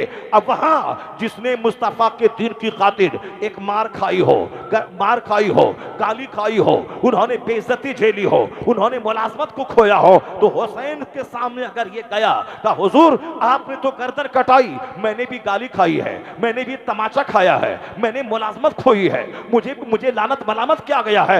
हुसैन ने अगर मुस्कुरा के देख लिया और इशारा किया कि मेरे साथ आ जा, 80 बरस का नफल सजदा वहां नहीं ले जाएगा जहां हुसैन की मुस्कुराहट अपने साथ जन्नत लेके चली जाएगी। तो फूल माला गले में डलवाना और है, हक बोलने के बदले में गाली सुनने का मजा और है। अब खौफ साहब 1 लाख का लिफाफ लेकर अपने घर में मस्ती से खाना और है, हक के बोलकर गालियां सुनना और मुस्तफा के नवासे के तरीके पे अमल करना और है। सबके हिस्से में शहादत नहीं आती है। अल्लाह जिससे प्यार करता है, अल्लाह जिससे दोस्ती करता है, अल्लाह जिसको ऊंचा मर्तबा देना चाहता है, उसे हॉस्पिटल में मौत नहीं देता, उसे राहे खुदा में शहादत की मौत अता करता है ताकि उसे जमीन से उठा के इज्जत और सम्मान के आसमान पे पहुंचा दिया। सुभान अल्लाह, सुभान अल्लाह। नारे तकबीर, नारे रिसालत, नारे गौस, ताजदारे मदीना का कभी नफरत मत होना कि हमें इसराइल की मुसीबतों से हमारा सर नीचा हो रहा है, फिलिस्तीन की मुसीबतों से कभी नहीं। ये हिंदुस्तान के मुशरिक, ये हिंदुस्तान के इस्लाम दुश्मन, ये तो उसको शुरू से खुशी होती है जब भी मुसलमानों को जिक्र और तकलीफ पहुंचती है। मुशरिक को बड़ा मजा आता है। मक्का में जनाब बिलाल को जब तकलीफ हो रही थी तो मुशरिक को मजा आ रहा था। जब जनाब खब्बाब को जब कोयले पे लेटा के उसके बदन को जलाया जा रहा था, मुशरिक को मजा आता था। जब मुसलमानों को उहद की जंग में बसाहिर थोड़ी सी शिकस्त नजर आई, मुशरिक को मजा आता है, मुशरिक को हमारी नेमतों से बड़ी तकलीफ पहुंचती है। जब मैं मैदान बद्र में हमारे आबा अजदाद ने जंग जीती, मुशरिकों को बड़ा सदमा हुआ। जब मुसलमान मक्का से हिजरत करके मदीना आए और मदीना इस्लामिक स्टेट की राजधानी बन गया, मुशरिकों को बड़ी तकलीफ और मतली हुई। जब मुसलमानों को फतह मिलती है, मुशरिकों को मतली आती है। जब मुसलमान की तादाद बढ़ती है, मुशरिकों को उल्टी पैदा होती है। जब मुसलमान की हुकूमतों का नाम मुशरिक सुनते हैं, उसका दिमाग चक्कर देने लगता है। उनसे कहा जाए कि तुम मुशरिकों के पास कितनी सल्तनत दुनिया में है, तो ये सब बागलें झांकने लगेगा, सर के बाल खुजलाने लगेगा। और जब इनको पता चलता है कि 60 के करीब ममालिक कलमा पढ़ने वालों के कब्जे में है, इनको चक्कर आने लगता है, इनको उल्टी आने लगती है। और जिस दिन ये 60 के करीब ममालिक जिस दिन मुत्तहिद हो जाए, जिस दिन एक हो जाए, आपस की नफरतों को भूल जाए, जिस तरह तुम्हारे घर में 4 भाई हैं और चारों में नफरतें हैं, चाहे बीवी की वजह से, चाहे बच्चे की वजह से, चाहे औरत की वजह से, चाहे माँ की वजह से, जिस वजह से भी हो, खबरदार मर्द हो मर्द बन के जिंदा रहना। माँ की वजह से अपने भाई में आपस में जंग मत करना, और बीवी की वजह से अपने घर के सुकून में आग मत लगाना। माँ भी औरत है और बीवी भी औरत है, या दोनों को औरत की निगाह से देखना कि दोनों औरतें हैं। औरतों में दीन की कमी है कि जब हम नमाज पढ़ते हैं, उस पर माहवारी के दिनों में वह नमाज नहीं पढ़ सकती है, वह रोजा नहीं रख सकती है, यह उनके दीन की कमी है। और अक्ल की कमी है कि मर्द एक हैं, औरतें उनके मुकाबले में 2 हो, 2 औरत की गवाही एक मर्द के बराबर होती है, यह उनके अक्ल की कमी है। क्योंकि मर्दों को अल्लाह ने उनके मुकाबले में ज्यादा ताकतवर बनाया है। ये बीवी भी तुम्हारी बीवी है, माँ भी तुम्हारी माँ है, तो माँ भी औरत है और ये बीवी भी औरत है। इन दोनों को औरत के हिसाब से देखना, वरना माँ की बात माने तो बीवी को तलाक देना होगा। माँ की बात माने तो अगर माँ सास और बहू की जंग सबको मालूम है कि सास के दिल में बहू का कितना बड़ा कीना होता है और बहू के दिल में सास का कितना बड़ा कीना होता है। औरतें बहू सबसे ज्यादा बड़ी दुश्मन सास को समझती है। यही वजह है कि हमेशा शौहर बाहर से आ जाए तो वह उनकी माँ की शिकायत की पोटली खोल देती है। तुम्हारी माँ ने ऐसी करी, तुम्हारी माँ ने ये बोली, तुम्हारी माँ ने ये कहा, यानी सब माँ ही का सारा कसूर है। और जब माँ के सामने बैठ जाए और आपकी बीवी मैके चली जाए और माँ खाना ला के परोस दे, तो फिर माँ क्या करती है, अपनी बहू का सारा चिट्ठा खोल के रख देती है। तुम्हारी बीवी ऐसा करी, तुम्हारी बीवी ऐसा करी, जबकि माँ के पास जो पैसा है वह बेटे का दिया हुआ है, बीवी के पास जो पैसा वह भी उनके शौहर का दिया हुआ है। यही लाल है जो माँ को भी देता है, यही लाल है जो बीवी को भी देता है, मगर ये दोनों आपस में मिल के नहीं रहती है। इन दोनों को आपस में मिल के रहना चाहिए कि अगर मेरा बेटा मर गया तो फिर मेरे आराम का क्या होगा। और बीवी को सोचना चाहिए अगर मेरा शौहर अगर मर गया, जख्मी हो गया, फिर मेरा क्या होगा। यह दोनों अपने शौहर अपने बेटे से मालदार बनी है। उसके पास जो पर्स है वह बेटे का है, उसके पास जो 10,000 रुपए है वो बेटे का दिया हुआ है, उसके पास जो सैंडल है वो बेटे का दिया हुआ है, उसके पास जो सलवार सूट महंगा है बेटे का दिया हुआ है, और इस बीवी के पास जो सैंडल है वो शौहर का दिया हुआ है, इसके पास जो पर्स में 10,000 रुपए है ये शौहर का दिया हुआ है। और ये दोनों उसी शौहर और बेटे को तकलीफ पहुंचाना चाहती है, इसलिए कि दोनों के पास अकल नहीं है, ये नाकिसुल अक्ल है। यही वजह दोनों एक दूसरे की शिकायत करने में लगी है। कोई अपने शौहर को बहकाने में लगी है, कोई अपने बेटे को बीवी की छुड़ाने में लगी है। तो एक मर्द को चौड़ा दिल रखकर, इसे बड़ा सा दिल रख के दोनों को डील करना है। बीवी को देना 10,000 रुपए, माँ को नहीं बताना है कि मैंने बीवी को दिया है, और माँ को देना है 10,000 रुपए, बीवी को नहीं बताना है कि मैंने माँ को दिया है। अगर तुमने कह दिया कि मैंने अपनी बीवी को दिया है, मैंने माँ को दिया है, तो बीवी को उल्टी आ जाएगी, उसको मतली आ जाएगी, उसको चक्कर आ जाता है, वह बिस्तर पे सो जाती, लेट जाती है, चाय बंद है, रोटी बंद है, खाना बंद है। क्या हुआ जी? जाओ माँ के पास जाओ, माँ के पास जाओ। रात में उधर उठी हुई है, क्या हुआ जी? इधर आओ जी। नहीं माँ के पास जाओ। यानी इस तरह के सारे ताने ये मर्द सुनता है, क्योंकि अगर कह दिया कि मैंने अपनी माँ को 10,000 रुपए दिया है, इसलिए मर्द हो, माँ को मिठाई ला के दे तो बीवी को मत बता, हाँ बीवी को पैसा दे तो माँ को मत बता। अगर तुमने बीवी को 1 लाख रुपए दिया और माँ को बता दिया मैंने दिया है, तो अब माँ को चक्कर आ जाएगा, वह उधर उल्टी होने लगती है, उधर हाँ तुम बीवी का गुलाम हो गए, जाओ बीवी के पास लेके रहो, अब हम तुमसे बात नहीं करेंगे। अब बेचारी रोटी तो सारे घर में जैसे क़यामत आ गई हो। माँ नाराज हो तो भी घर अच्छा नहीं लगता, और बीवी अगर नाराज हो तो भी घर अच्छा नहीं लगता। अब तुम्हें दोनों से डील करनी है। इस्लाम हमें रहनुमाई करता है, बताता है। ये नहीं कहता कि सिर्फ माँ का पांव दबाते रहना, माँ का तलवा चाटते रहना, माँ के पांव के नीचे जन्नत है। इस्लाम सिर्फ ये नहीं कहता। इस्लाम कहता है तू मर्द है, मर्द बन के जिंदा रहना। ये माँ है, उसका चेहरा देखना। चेहरा जब देखेगा तो हज मबरूर का अजर मिलेगा। चाहे माँ हजार तकलीफ पहुंचाए, माँ हजार गाली दे, हजार नाराजगी का इजहार करे, तुम्हें उफ तक नहीं कहना है। फला तकुल लहुमा उफ़्यम वला तनहरहुमा। नाराजगी के इजहार का सबसे अदना दर्जा है लफ्ज उफ कहना। हम आपसे नाराज हैं, बड़ा दर्जा है कि दो चार तमाचा मार दे। हम आपसे नाराज हैं, मार नहीं सकते, तो उसका अदना दर्जा है कि हम गाली आपको देने लगे। उस वो गाली भी नहीं दे सकते। अदना दर्जा है कि हम कोई खरी खोटी आपको सुना दे। अगर वो भी नहीं सुना सकते, तो अगर आपने मेरी मर्जी के खिलाफ काम किया है, तो मेरी जबान से अगर गाली नहीं निकली, अगर अलफल जुमले नहीं निकले, तो इतना निकलता है लफ्ज उफ, आपने ऐसा कर दिया। या उफ नाराजगी का सबसे अदना दर्जा है। मार अलग, गाली अलग, डांट डपट अलग, ये लफ्ज उफ नाराजगी के इजहार का सबसे अदना दर्जा है।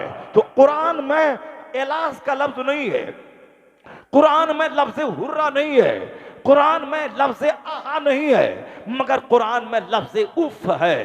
क्या है? अगर माँ बाप बुढ़ापे को पहुंच जाए, दोनों या दोनों में से कोई एक भी, तो अल्लाह कहता है नरमी का हाथ बिछा देना, नरमी का हाथ बिछा देना, अपना बाजू नर्म कर देना। फला तकुल लहुमा उफ़्यम वला तनहरहुमा। लफ्ज़ उफ तक भी जबान से मत निकालना। अगरचे माँ का काम तेरी मर्जी के खिलाफ हो, अगरचे माँ का काम तुझको शदीद तकलीफ पहुंचाए, मगर लफ्ज़ उफ तक मत कहना। बीवी को तमाचा मारने का हुक्म है, बीवी को डंडा मारने का हुक्म है, मगर माँ को नहीं। माँ को लफ्ज़ उफ तक मत कहना। ये मत कहना कि अम्मी आप खराब हैं, ये मत बोलना कि अम्मी आपकी वजह से घर में आग लगी है, ये मत बोलना कि आपकी वजह से हम अपनी बीवी से बात तक नहीं कर पा रहे, आपकी वजह से हमारे घर का चैन रुखसत हो गया। खबरदार, ये जुमला माँ के जिगर को छलनी कर देगा। हजार तकलीफ पहुंचाए सब्र करना, खामोशी का ताला जबान पे लगा लेना, और लफ्ज़ उफ तक नहीं कहना। और माँ, बूढ़ी माँ को बोझ मत समझना, और बूढ़े बाप को बोझ मत समझना। ये बूढ़े माँ बाप हैं जिनकी वजह से अल्लाह तेरी रोजी में इजाफा फरमाता है। ये बूढ़े माँ बाप हैं जिनकी वजह से तेरी फसलें अल्लाह उगाता है। ये बूढ़े माँ बाप हैं जिनकी वजह से आसमान से रहमत का पानी गिरा के फसलें अदा कर उगाता है। ये बूढ़े माँ बाप हैं जिनकी वजह से तुम्हारे बाल बच्चों की सी नेमतें तुमको मिलती है। तू नहीं खिला रहा है बूढ़े माँ बाप को, या उनकी वजह से तू खाया जा रहा है, उनकी वजह से तुझे खिलाया जा रहा है। इसलिए कभी बेज़बान जानवर को मत समझना कि मैं बकरी को पाल रहा हूं, मैं गाय को पाल रहा हूं। नहीं, ये बेज़बान जानवर के बारे में हदीस में आया है, अगर ये बेज़बान जानवर ना होते तो अल्लाह आसमान से पानी नहीं गिराता, जमीन से सब्जे नहीं उगाता। इन बेज़बान जानवरों की खुराक के लिए आसमान से पानी गिरता है, जिससे घास निकलती है और ये जानवर खाते हैं, और उसी पानी के सदके में तेरी फसल भी पैदा हो जाती है और तू खा लेता है। ये मत बोलना मैं गाय को खिलाता हूं, या बोल के गाय की वजह से मैं खाता हूं। ये मत बोलना कि मैं बकरी को पालता हूं, उस बकरी की वजह से तू पाला जाता है। या मत बोलना मैं बिल्ली को दाना दे के पालता हूं, बिल्ली की वजह से तू पाला जाता है। हदीस में आया है मत बोलना कि माँ बाप पे तू एहसान कर रहा है, तू ये बोलना इनकी वजह से मैं पैदा हुआ, इनकी वजह से मैं परवान चढ़ा। अल्लाह पैदा करने वाला है, मगर जिस माध्यम से अल्लाह ने पैदा किया है वह माँ बाप है। माँ बाप पैदा करने का माध्यम है। इसलिए कुरान में आया अनिश्कुरली फले वालिदैन, मेरा शुक्रिया अदा कर और अपने माँ बाप का शुक्रिया अदा कर। अल्लाह ने अपने नाम के साथ कहा कि अनिश्कुरली वले वालिदैन, तू मेरा शुक्रिया अदा कर और अपने माँ बाप का शुक्रिया अदा कर। इसलिए कि पैदा करने वाला अल्लाह है, और जिस माध्यम से पैदा किया वह माँ बाप है। बाप और माँ दोनों आपस में मिले, बाप की रीढ़ की हड्डी, माँ की रीढ़ की हड्डी, और बाप की रीढ़ की हड्डी और माँ के सीने की हड्डी से जो पानी का कतरा निकलता है वह यूटेरस बच्चादानी में जमा होता है, और फिर वहां खून का लोथड़ा बनता है। उसी में नाक नक्शिका की तस्वीर तैयार होती है, फिर उसमें जान डाली जाती है। फिर 9 महीने के बाद बच्चा माँ की आगोश में वह दुनिया में आंख खोल के जन्म लेता है। तो माँ बाप आपस में मिलते हैं तब बच्चा पैदा होता है। माँ 9 महीने बच्चे को ढोती है तब बच्चा पैदा होता है। तो पैदा करने वाला अल्लाह है, लेकिन जिस माध्यम से पैदा किया वो माँ बाप है। इसलिए कहा कि तू मेरा शुक्र अदा कर, अपने माँ बाप का शुक्र अदा कर। बाप जमीन ना दे फिर भी बाप है, माँ गाली दे फिर भी माँ है, माँ बोले अपनी बीवी को तलाक दे दे, अच्छा ठीक है अम्मी मैं सोच रहा हूँ, आपको अपनी तरफ से कोई तकलीफ ना पहुंचाए, ठीक है अम्मी, अम्मी को बहलाए, अम्मी को फुसलाए, अम्मी की दिलजोई करे, अम्मी के रुपए देने में कोई कमी ना करे, उनके एहसानात को माने, उनके पास बैठ जाए, उनके पास बातें करे। इसलिए कि जिस तरह बचपन में प्यार का मुस्तहिक और भूखा बच्चा होता है, उसी तरह बूढ़े माँ बाप भी प्यार के भूखे होते हैं, क्योंकि बुढ़ापा और बचपन दोनों एक जैसा होता है। तो बचपन में बच्चों को माँ बाप का प्यार चाहिए, उसी तरह माँ बाप को बुढ़ापे में बच्चों का प्यार चाहिए। अब प्यार के बगैर बच्चा का हौसला पस्त हो जाता है, उसी तरह प्यार के बगैर बूढ़े माँ बाप का दिल बुझ सा जाता है। तो सिर्फ टका देना कमाल नहीं है, बाप के पास 10 मिनट टाइम देना कमाल है, वहां बैठना कमाल है। बाहर नौकरी से आओ, बीवी के हुजरे में बाद में जाना, पहले माँ के पास 5 मिनट बैठ जा, उनके सर पे हाथ रख दे, खबरों खैर दरियाफ्त कर, तो माँ सब समझेगी कि बेटा मुझको बोझ नहीं समझ रहा है। वो जो 10 साल पहले मरेगी वो 10 साल के बाद मरेगी, उसका हौसला बुलंद हो जाएगा कि मैं घर में बोझ नहीं हूं, मेरी पूछ है, मेरी चाहत है। अगर तुमने माँ बाप की अनदेखी की तो माँ बाप बुझ जाएंगे, अगर वह बुझ गए, उनका रोंगटा खड़ा हुआ, आंख से आंसू के कतरे निकल गए तो घर तबाह हो जाएगा, जवानी तबाह हो जाएगी, आने वाली नस्लें तबाह हो जाएगी। अगर बीवी रो के मैके चली गई तो तुम्हारी नमाज बर्बाद ना होगी, तुम्हारे रोजे बर्बाद ना होंगे, तुम्हारा माल बर्बाद ना होगा।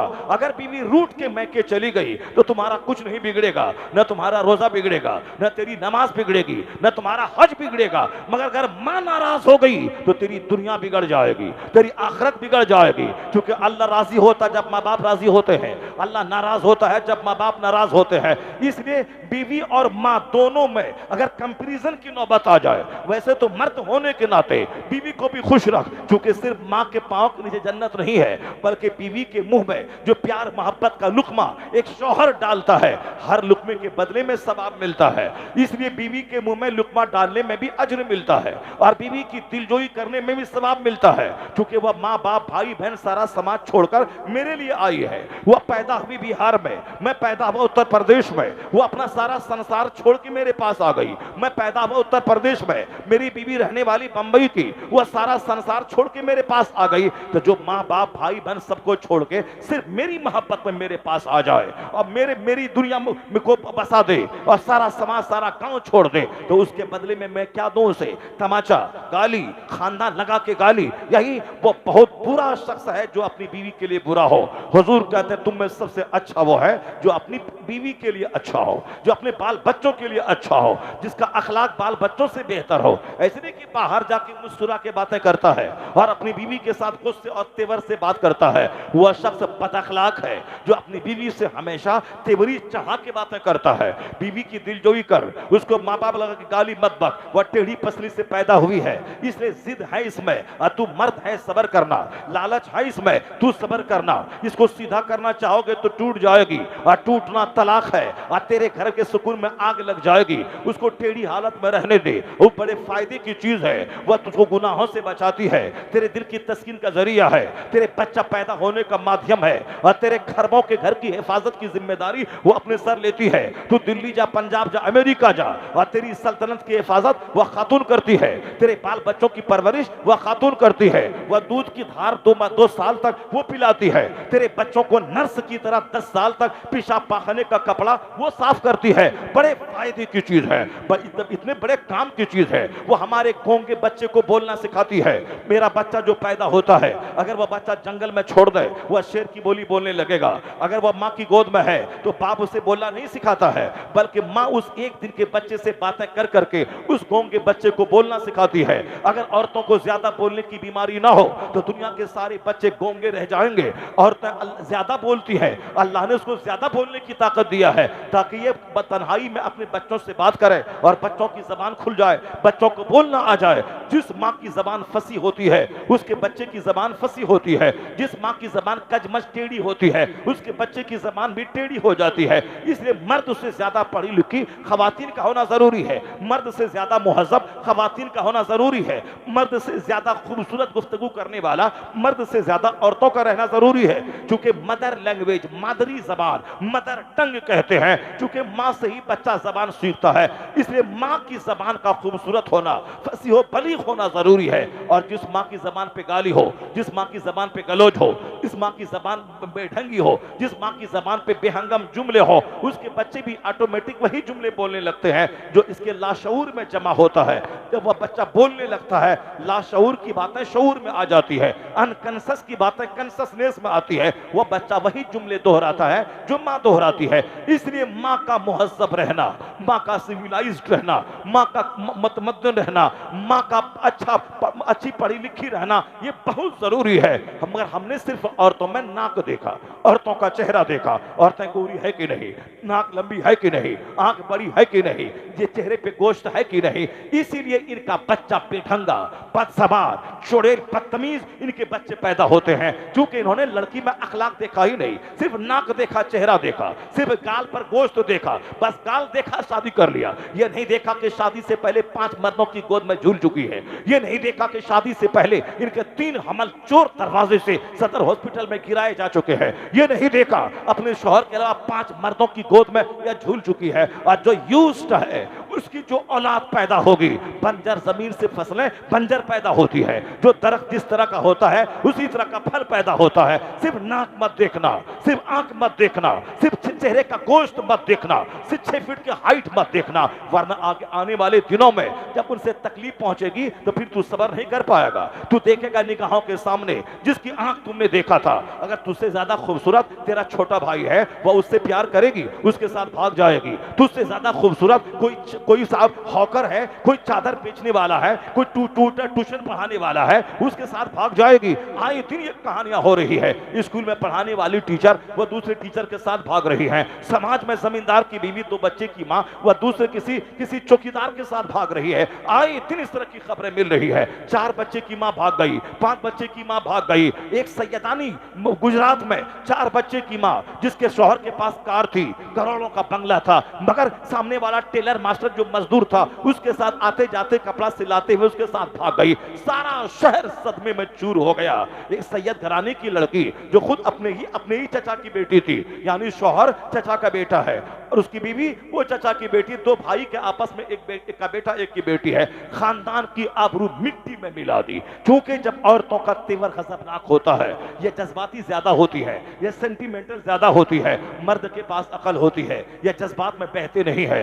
औरतें जज्बाती होती हैं। किसी मर्द ने मुंह दिखलाया मुस्कुराता हुआ, मिठाई का डब्बा दे दिया या सोने का एक जेवर दिखला दिया, उसी की तरफ माइल हो जाती है। किसी ने लहरा के बात किया, उसी की तरफ माइल हो जाती है। किसी ने उसके पास साफ सब्ज बाग दिखलाया, उसी की तरफ माइल हो जाती है। यह संवेदनशील है, यह जज्बाती होती है और जज्बात में फैसला अक्सर गलत होता है। यही वजह है जज्बाती होने की वजह से। और जज्बात का फायदा दूसरा यह होता है, यह 9 महीने पेट वजन ढोती है फिर भी कोई शिकवा नहीं, और 2 साल दूध पिलाती है फिर भी कोई शिकवा नहीं। यह जज्बाती लगाव बच्चे से होता है कि बच्चे को सीने से लगाती है, उनको करार मिलता है, बच्चे का पीछा पखाना धोती है, उनको सुकून मिलता है। यह जज्बातियत की वजह से है। और बच्चे को हमेशा 24 घंटे सीने पर चिपका के रखती है, यह जज्बात की वजह से है। यह जज्बात का पॉजिटिव पहलू है जिससे हमको फायदा पहुंचता है, और जज्बात का निगेटिव पहलू होता है। वह निगेटिव पहलू कि किसी ने मुस्कुरा के बात किया और किसी ने लहरा के फोन से बात किया और किसी ने सब्ज बाग दिखाया,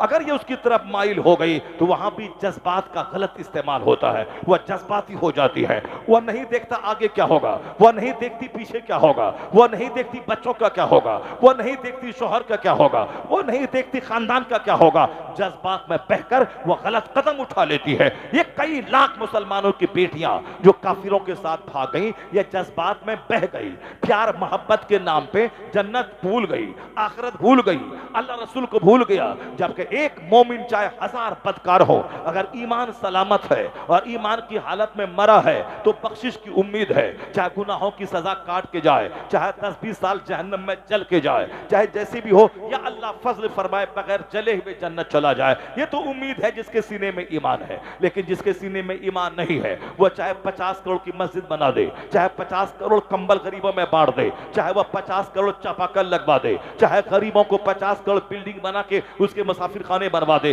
कुछ नहीं होगा। सारी नेकियों का सवाब, उसका फायदा, दुनिया की दौलत बढ़ेगी, दुनिया में मिल जाएगा।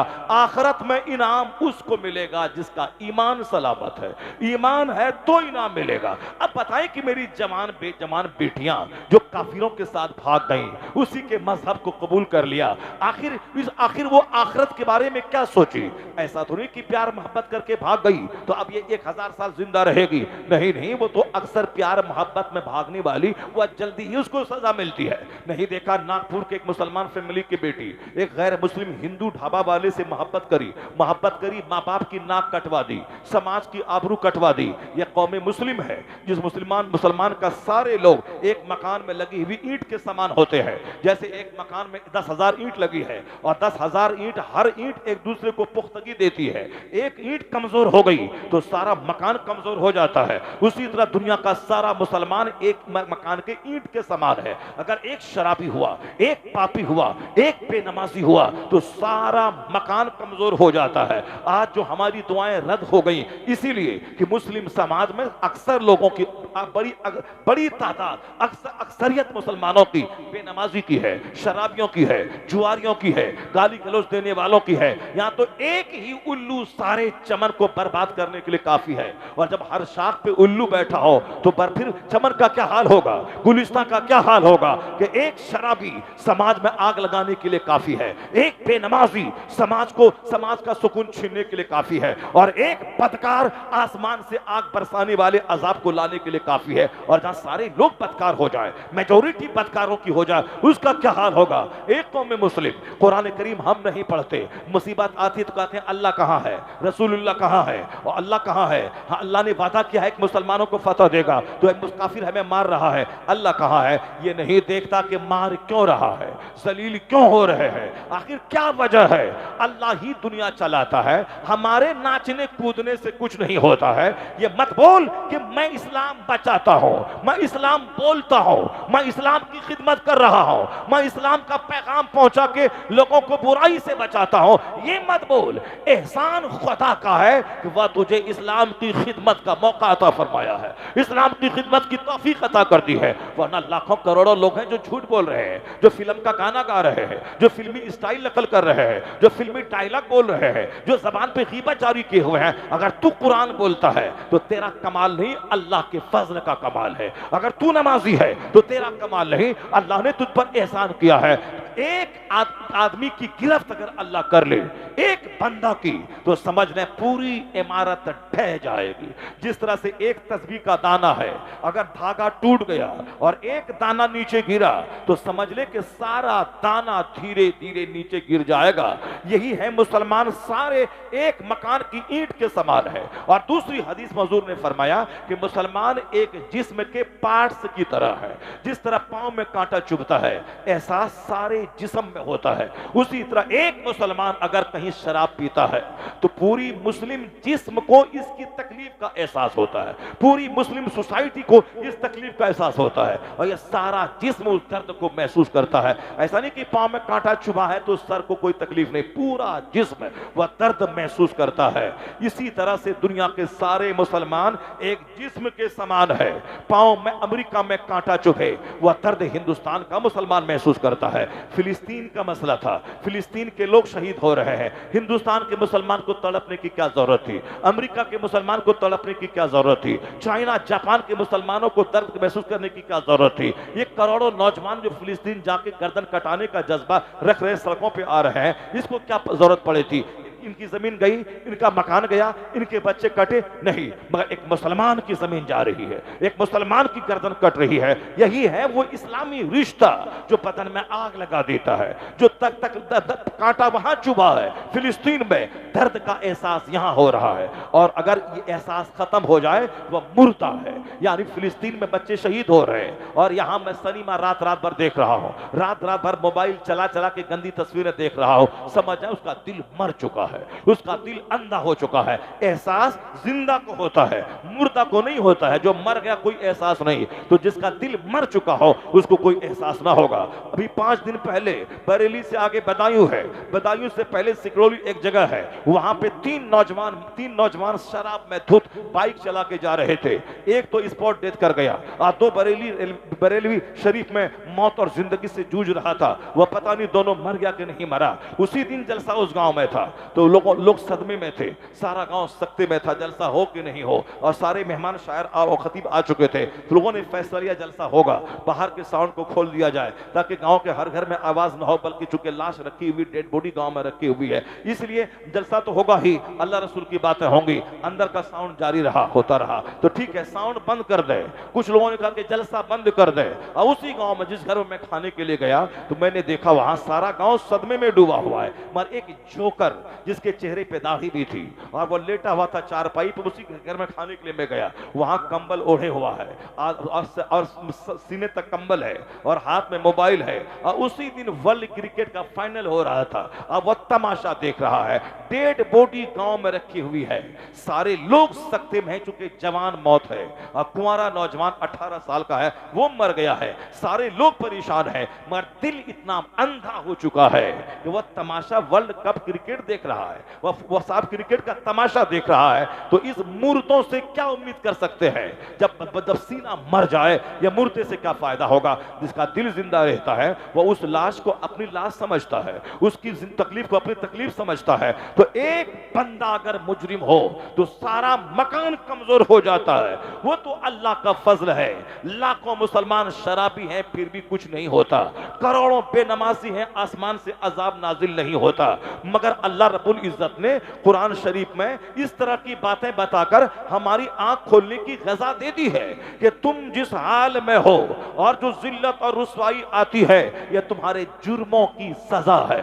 अल्लाह ने कैसे पकड़ा, कैसे गिरफ्त किया, सिर्फ एक चैप्टर में कुरान का खोलता हूं, उसी से अंदाजा लगा ले दुनिया भर में जो मुसीबतें आई हैं ये हमारे दिल के मरने, हमारी बदअमली का नतीजा है। कैसे नतीजा है? अल्लाह ने क्या कहा? फक़सुसिल क़सस, अल्लाह ने कहा कि कहानी सुनाइए इन लोगों को, किस्सा बताइए इन लोगों को, ताकि नसीहत हासिल करें, ताकि ध्यान लगाए, ताकि इनका दिल मुर्दा दिल जगे, ताकि इसके दिल की बंजर जमीन जरखेज हो जाए। जिस तरह खेत मर जाता है उसको दोबारा खेती के लायक बनाने के लिए उसमें पानी डाला जाता है, उसी तरह जब दिल मर जाए तो नेकों के पास रहना चाहिए, हदीस कुरान सुनना चाहिए। जैसे कि मुस्तफा ने फरमाया इन्नल कुलूब तस्दा, दिलों को जंग लग जाता है। तो सहाबा ने पूछा सरकार इस जंग का इलाज क्या होगा? तो हुजूर फरमाते हैं कि कसरत से मौत का जिक्र करना, कुरान पाक की तिलावत करना, यह मरे हुए दिल का इलाज है। कसरत से कुरान पढ़ना, उससे मरा हुआ दिल जिंदा हो जाता है। और हुजूर ने क्या कहा? मौत को ज्यादा याद रखना। आज मौत को कोई याद ही नहीं रख रहा है। मुस्तफा ने कहा जो रोजाना 20 बार मौत को याद करेगा वो अपने घर में क्यों ना मर जाए, अल्लाह उसे शहादत का मर्तबा अता फरमाएगा। जो रोजाना 20 बार मौत को याद रखे, इतना सिर्फ हर नमाज के बाद दुआ कर ले, अल्लाहुम्मा बारिक ली फिल मौत व फीमा बादल मौत, ए अल्लाह हमारे लिए मौत में बरकत अता फरमा और मौत के बाद जो कुछ होगा उसमें बरकतें अता फरमा, भलाई अता फरमा, अल्लाहुम्मा बारिक ली फिल मौत। सिर्फ इतना 5 बार बोले, पांचों नमाजों के बाद 5-5 बार बोला, 25 बार हो जाएंगे। और हदीस में है जो 20 बार मौत का चर्चा करेगा वो शहादत का मर्तबा पाएगा, अगरचे अपने घर में क्यों ना मर जाए। तो हम लोग कहते हैं कि मौत का चर्चा घर में ना हो, मगर मुस्तफा कहते हैं कि 20 बार मौत को याद किया जाए। कुरान शरीफ में दर्जनों जगहों पे मौत का चर्चा आया है, मगर दुनिया की मोहब्बत ने मेरे सीने को अंधा कर दिया। अब जिंदगी का चर्चा अच्छा लगता है, मौत का चर्चा अच्छा नहीं लगता।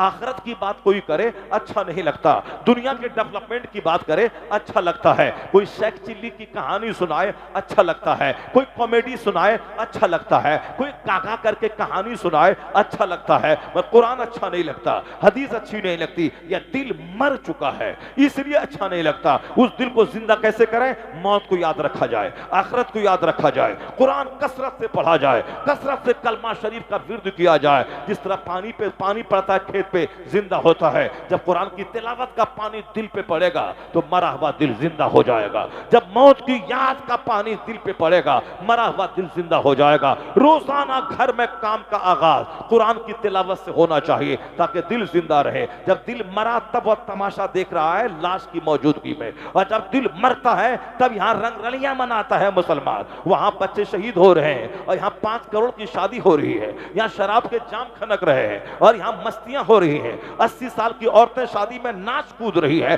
शर्म गैरत और हया सबका जनाजा उड़ गया। इस गांव में अगर किसी के घर में लाश आती है सारा गांव सोगवार हो जाता है, सारे लोग परेशान हो जाते हैं और उसके गम में शरीक होना चाहते हैं। कब? जब दिल जिंदा रहता है। और जब दिल मरे लाश रखी हुई है शराब पी जा रही है, लाश रखी हुई है सिनेमा देखा जा रहा है, लाश रखी हुई है हंसा जा रहा है, जबकि लाश की मौजूदगी में हंसना या दिल के अंधा होने की अलामत है। कब्रिस्तान जब जाओ जनाजे की नमाज में हंसना नहीं, खामोश रह के उस मरहूम की मगफरत की दुआ करना है, मिट्टी देना है। मगर आज देख लें गरम गजा खा खा करके, अखबार पढ़ पढ़ करके, सिनेमा देख देख करके इतना दिल मर चुका है कि जनाजे की नमाज में थोड़ी ताखीर हुई वहां लड़ाई शुरू हो जाती है, कफन दफन में ताखीर हुई वहां लड़ाई शुरू हो जाती है। कोई सेठ साहब आने वाले हैं या उस मरहूम का बेटा दिल्ली से आने वाला है, उसका तो वेट होता है, इमाम साहब के आने में 2 मिनट देरी हो गई और सारे लोग आसमान को सर पे उठा लेते हैं। मौलाना साहब को खाने से फुर्सत नहीं है,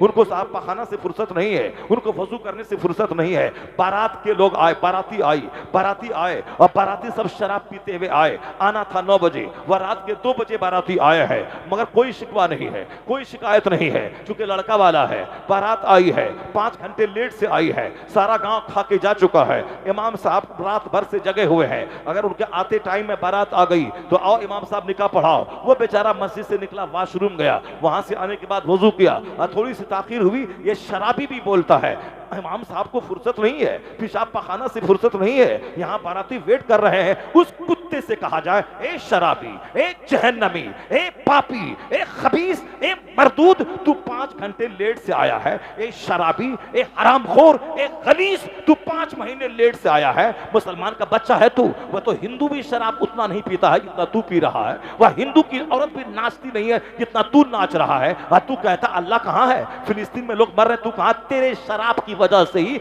ये दिन देखने को मिल रहा है, तेरे नाच की वजह से ही मुसलमान जलील हो रहा है। इस तरह तेरी खलासत की वजह से सारे लोग उस नहुसत की चक्की में पिस रहे हैं। तुम्हें दिल ही तुम्हारा मर चुका है, कहां क्या हो रहा है कोई एहसास तक नहीं है। ये शराबी 5 घंटे लेट से आया, ये हरामखोर खलीस खबीस मरदूद, ये कुत्ता नाचते हुए शराब पी के इस्लाम को बदनाम करता हुआ आया। ये कि मुसलमान की बारात जा रही है, शराब पी के जा रहे हैं, सारे हिंदू मुस्कुरा रहे हैं, ये मुसलमान जा रहा है, ये मेरा मजाक उड़ाता था। हिंदू शराब पीते हैं या खुद शराब के नशे में धुत है, वो तो शराब पी के खामोश पड़ा है और ये शराब पी के नाच रहा है। और शराब और जिस तरह से इनके बाप दादा ने कमा के दिया था कि लड़की वाले की 100 बारात लेके आएंगे, सबको खाना खिलाना है, इनका बाप दादा कमा के उसको दे दिया है। यह रिश्वत है, मुतालबा जहेज रिश्वत है और रिश्वत का लेना देना हराम है। मुस्तफा की आदतों से हटे, सुन्नत से हटे, जलील हो गए। शादी का अंजाम लड़ाई, शादी के बाद दुश्मनी, शादी के बाद तलाक, शादी के बाद तकरार, जबकि शादी 2 खानदान को जोड़ती है। अब पहले तन्हा था, अब दोस्तों खानदान जुड़ गया, दोनों को ताकतवर होना चाहिए। मगर ये शादी ताकतवर क्या बनाएगी? पहले तो एक पान के 2 टुकड़े होते थे, लेकिन शादी के बाद अब दोनों तलवार लेके खड़ा है। मैंने सोचा था वो मेरी इज्जत करेगा, जलील किया, कभी नहीं जाऊंगा। मैंने सोचा था वो बुलेट देगा, नहीं दिया, कभी नहीं जाऊंगा। मैंने सोचा था वो 10 लाख रुपए दरवाजे का खर्चा देगा, नहीं दिया, अब कभी उनका चेहरा नहीं देखूंगा। शादी से पहले एक पान के 2 टुकड़े और शादी के बाद दुश्मनी है, मार धाड़ है। सुन्नत के मुताबिक जो शादी होती है अल्लाह उसमें बरकतें अता कर देता है, और जो जहालत के मुताबिक शादी होती है उस शादी से बरकतें खत्म हो जाती है। अगर सुन्नत के मुताबिक मस्जिद में शादी हो, मुस्तफा ने अपनी बेटी फातिमा का अक़्द मस्जिद में कर दिया, अली के निकाह में बेटी को दे दिया, न कोई बाराती है और न ही ज्यादा खाने पीने का एहतमाम है, सिर्फ मामूली सा वलीमा मौला अली ने किया है। सरकार दो जहां की बेटी, जो दुनिया के मालिक व मुख्तार की बेटी है, जन्नती औरतों की सरदार है, उनकी शादी पुराने कपड़े में मस्जिद में हो रही है, ताकि कयामत तक मुस्तफा का गुलाम शादी को महंगी न बनाए, शादी की वजह से ज़िनाकारी समाज में न फैले। यहाँ शादी की उम्र है 18 साल, शादी हो रही 38 साल में। अब भी शादी जवान होने होने के 20 साल के बाद यह लड़की कहां कहां गई, माँ बाप को कोई फिक्र नहीं।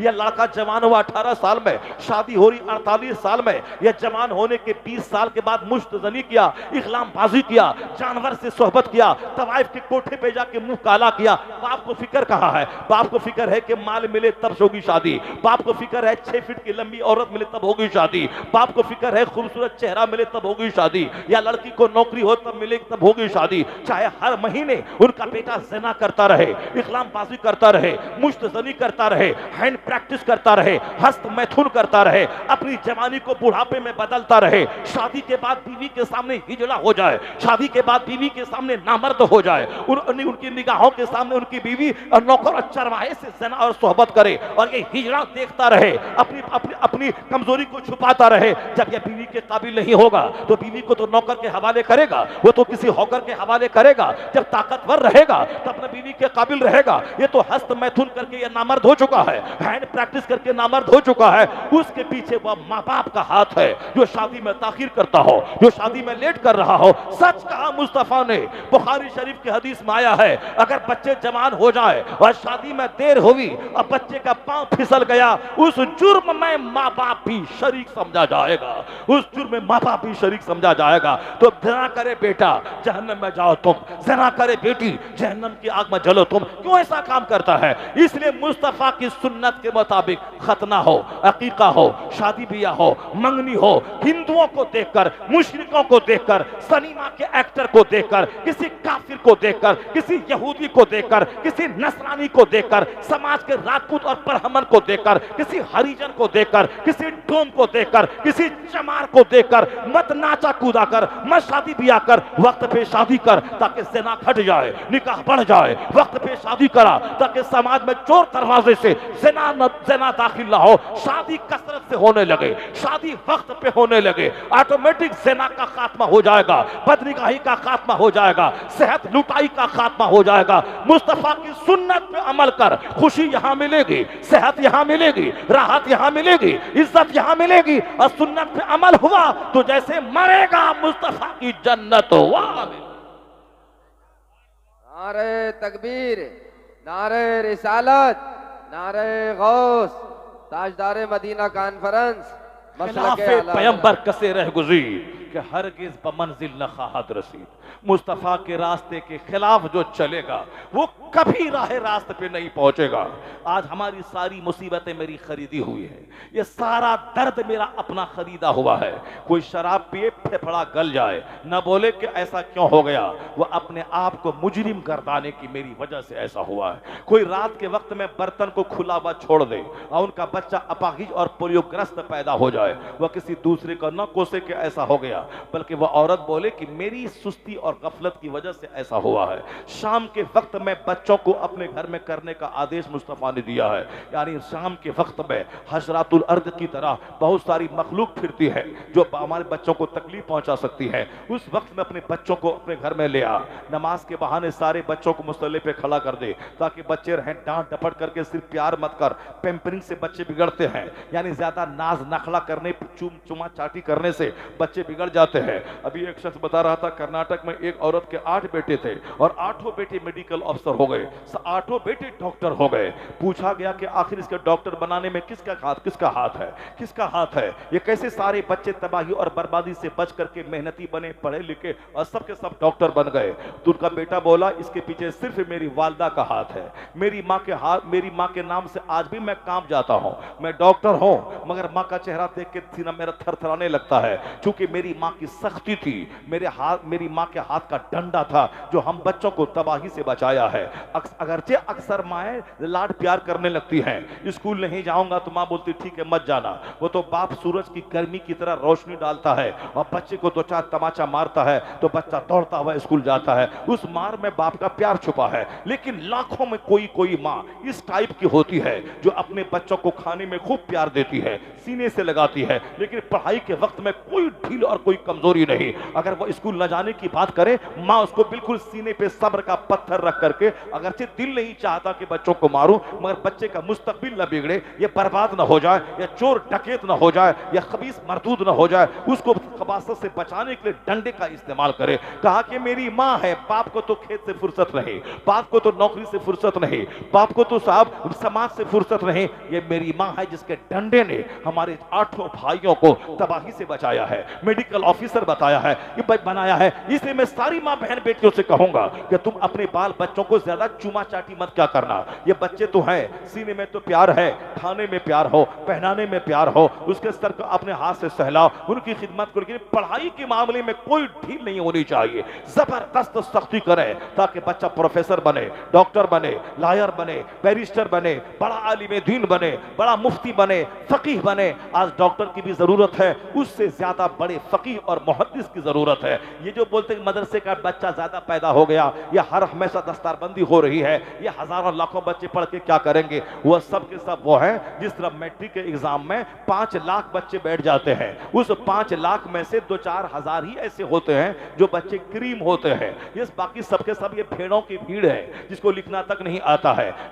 आप इंटरव्यू में 100 बच्चे का सिलेक्शन करना है, 1 करोड़ लोगों ने फॉर्म भर दिया है, अब साहब 100 उसमें से छांटना है, तो अब आप समझ सकते हैं कि सारे के सारे छट जाते हैं, 100 बच्चे भी नहीं मिल पाते हैं। क्रीम लोग कम है, भीड़ लगी हुई है ज्यादा, डिग्री धारी की भीड़ लगी हुई है। अलबत्ता अंग्रेजी का कीड़ा, मैथ का कीड़ा, साइंस का कीड़ा, जो आईएएस ऑफिसर बने, मेडिकल में एग्जाम निकाले, ये बहुत कम मिलेंगे। उसी तरह मदरसे में भी ये दाढ़ी वालों की भीड़ है, पगड़ी वालों की भीड़ है, जूता चप्पल वालों की भीड़ है, फातिहा पढ़ने वाली की भीड़ है, मिलाद पढ़ने वाली की भीड़ है, अनाउंसरी करने वाली की भीड़ है, और साहब नात पढ़ने वाली की भीड़ है। मगर कुरान पाक को जबरदस्त ढंग से हरमैन के लहजे में पढ़ने वाले खाल खाल मिलते हैं, जबरदस्त मुदर्रिस जो बच्चों को पढ़ा सकें, दरसगाह में बैठकर बुखारी शरीफ तक नहव सर्फ और सारे उलूम मंतिक फलसफा पढ़ा सकें, ऐसे लोग कम मिलते हैं। मुदर्रिस की जरूरत है, 20,000 रुपये तनख्वाह मिलेगी, हमें ऐसा मुदर्रिस चाहिए जो बुखारी शरीफ तक सारी किताबें पढ़ा दें।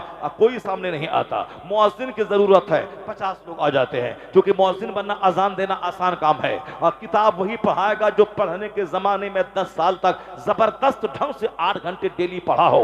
यहाँ तो 20 साल पढ़ने के बावजूद भी एक जुमला अरबी नहीं आती है, एक जुमला उर्दू का नहीं आता है, इस्लामी तारीख मालूम नहीं है, वो तो स्कूल का पढ़ा हुआ जो उर्दू का लिटरेचर से एमए किया है उसको मालूम है जंगे बदर का पस मंजर क्या है, जंगे ओहद का पस मंजर क्या है, जंगे यरमुक का पस मंजर क्या है, जंगे कादसिया का पस मंजर क्या है, इस्लामिक हिस्ट्री उसे मालूम है, उन्होंने पीएचडी डिग्री हासिल की है, वह स्कूल का उर्दू का टीचर है। और ये मौलवी साहब जुमा के दिन आधा घंटा खड़ा हुए मस्जिद में, तो आधा घंटा खिताब करना है, जलसे में तो कोई उठ के भाग रहा है, कोई घर जा रहा है, मगर जुमा का जो प्लेटफॉर्म है वह सबसे बड़ा प्लेटफॉर्म है, वहां कोई भागना नहीं है, वहां तो नमाज पढ़ने के बाद ही सबको जाना है। अब वहां आम हो या इमली हो, जो सुनाना है सबको तो सुनना ही है। तो अगर वहां पे कोई आ जाए या आधा घंटे की तकरीर करने के लिए, अब वहां एक कहानी कह रहा है, अब 15 मिनट तक नात पढ़ रहा है, और फिर उसके बाद एक कहानी बोल रहा है, तो सामने जो अदीब बैठा है, सामने जो प्रोफेसर बैठा है, सामने जो पीएचडी डिग्री होल्डर बैठा है, सामने जो उर्दू जबान से एमए करने वाला बैठा है, स्कूल का प्रोफेसर बैठा है, वो क्या समझेगा इस मौलवी के बारे में? ये जाहिल होते हैं, इसको ना उर्दू अच्छी आती है, ना इस्लामिक मालूमात की ज्यादा गहराई इसके पास है, ये करामत बयान कर रहा, जबकि आधा घंटा का टाइम है, इसमें तो कुरान पाक की 2 आयत पढ़ के सुना देता, आधा घंटा का टाइम ऐसे निकल जाता, हुजूर की एक हदीस पढ़ा देता, सुना देता, तो आधा घंटा का टाइम ऐसे ही निकल जाता। लेकिन ये आधा घंटा को भी आधी नात और आधी एक कहानी सुनाने की नजर कर देता है, तो एक मौलवी की क्या इज्जत होगी? क्योंकि ये मौलवी खुद तारीख नहीं जानता, क्या तारीख बताएगा? ये खुद इस मालूमात की गहराई में नहीं पढ़ा है, ये तो सिर्फ कुरान खानी किया है, 10 पैसे कमाया है, अपना कपड़ा बदला है, टोपी खरीदा है, जूता खरीदा है। मौलाना ढेर है? नहीं है मौलाना ढेर।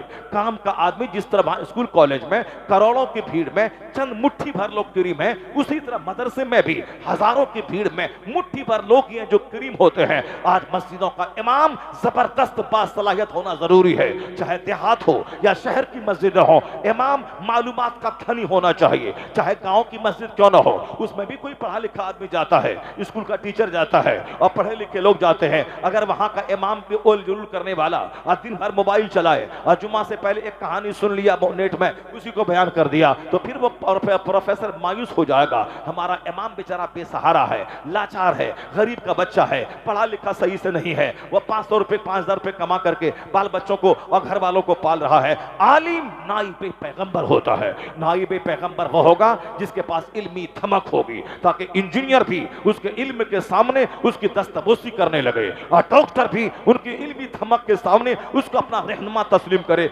इसलिए क्रीम लोग कम है। जो मालदार आगे आ जाओ, तुम्हारा बेटा डॉक्टर बनने के बाद उतना नहीं कमाएगा जितना मौलाना बनने के बाद कमाएगा और इज्जत कमाएगा।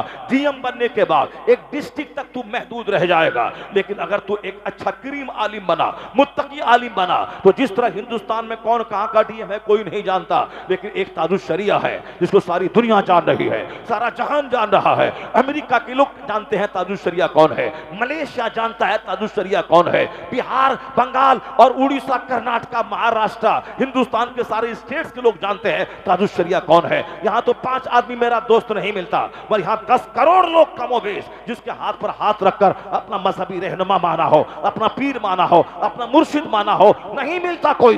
खोज ले जो डीएम ताजुश, जो इज्जत ताजुश शरिया को अल्लाह ने दी, वो किसी डीएम के पास है, किसी मंत्री के पास है, किसी प्रधानमंत्री के पास है। अमेरिका का ट्रंप, हिंदुस्तान के मोदी सब महवे हैरत हो गए जब ताजुश शरिया के जनाजे में 50 से ज्यादा ममालिक के 1 करोड़ के करीब लोग बरेली में जमा हो गए, तो दुनिया दंग रह गई। जो बंदा व्हाट्सएप से अलग रहा, यूट्यूब से अलग रहा, फेसबुक से अलग रहा, या तो शोहरत पाने के लिए फेसबुक चलाने वाला, 24 घंटे इंटरनेट से जुड़ा रहने वाला, 24 घंटे ऑनलाइन रहने वाला, इसको तो पड़ोसी नहीं जानता। जो सारी जिंदगी फेसबुक से अलग रहा, व्हाट्सएप से अलग रहा, आज वह फकीर 50 से ज्यादा ममालिक के 1 करोड़ लोग उनके जनाजे के आखिरी जुलूस में शरीक हो गए और लोगों ने मान लिया कि मादियत की चमक दमक और है, रूहानियत की धमक और है।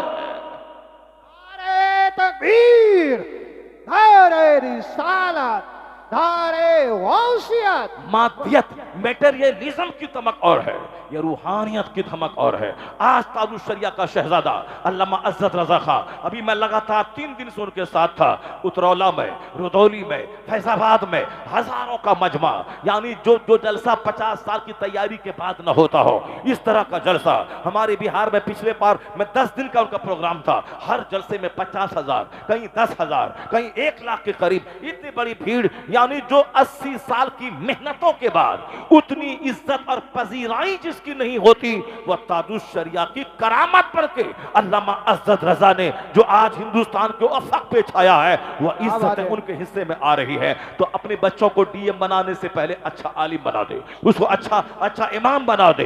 दुनिया में अगर डीएम बन भी गया तो नौकरी करेगा, 30 साल बूढ़ा होने के बाद, रिटायर करने के बाद मौत का इंतजार करेगा, तो फिर मरने के बाद सब बराबर है।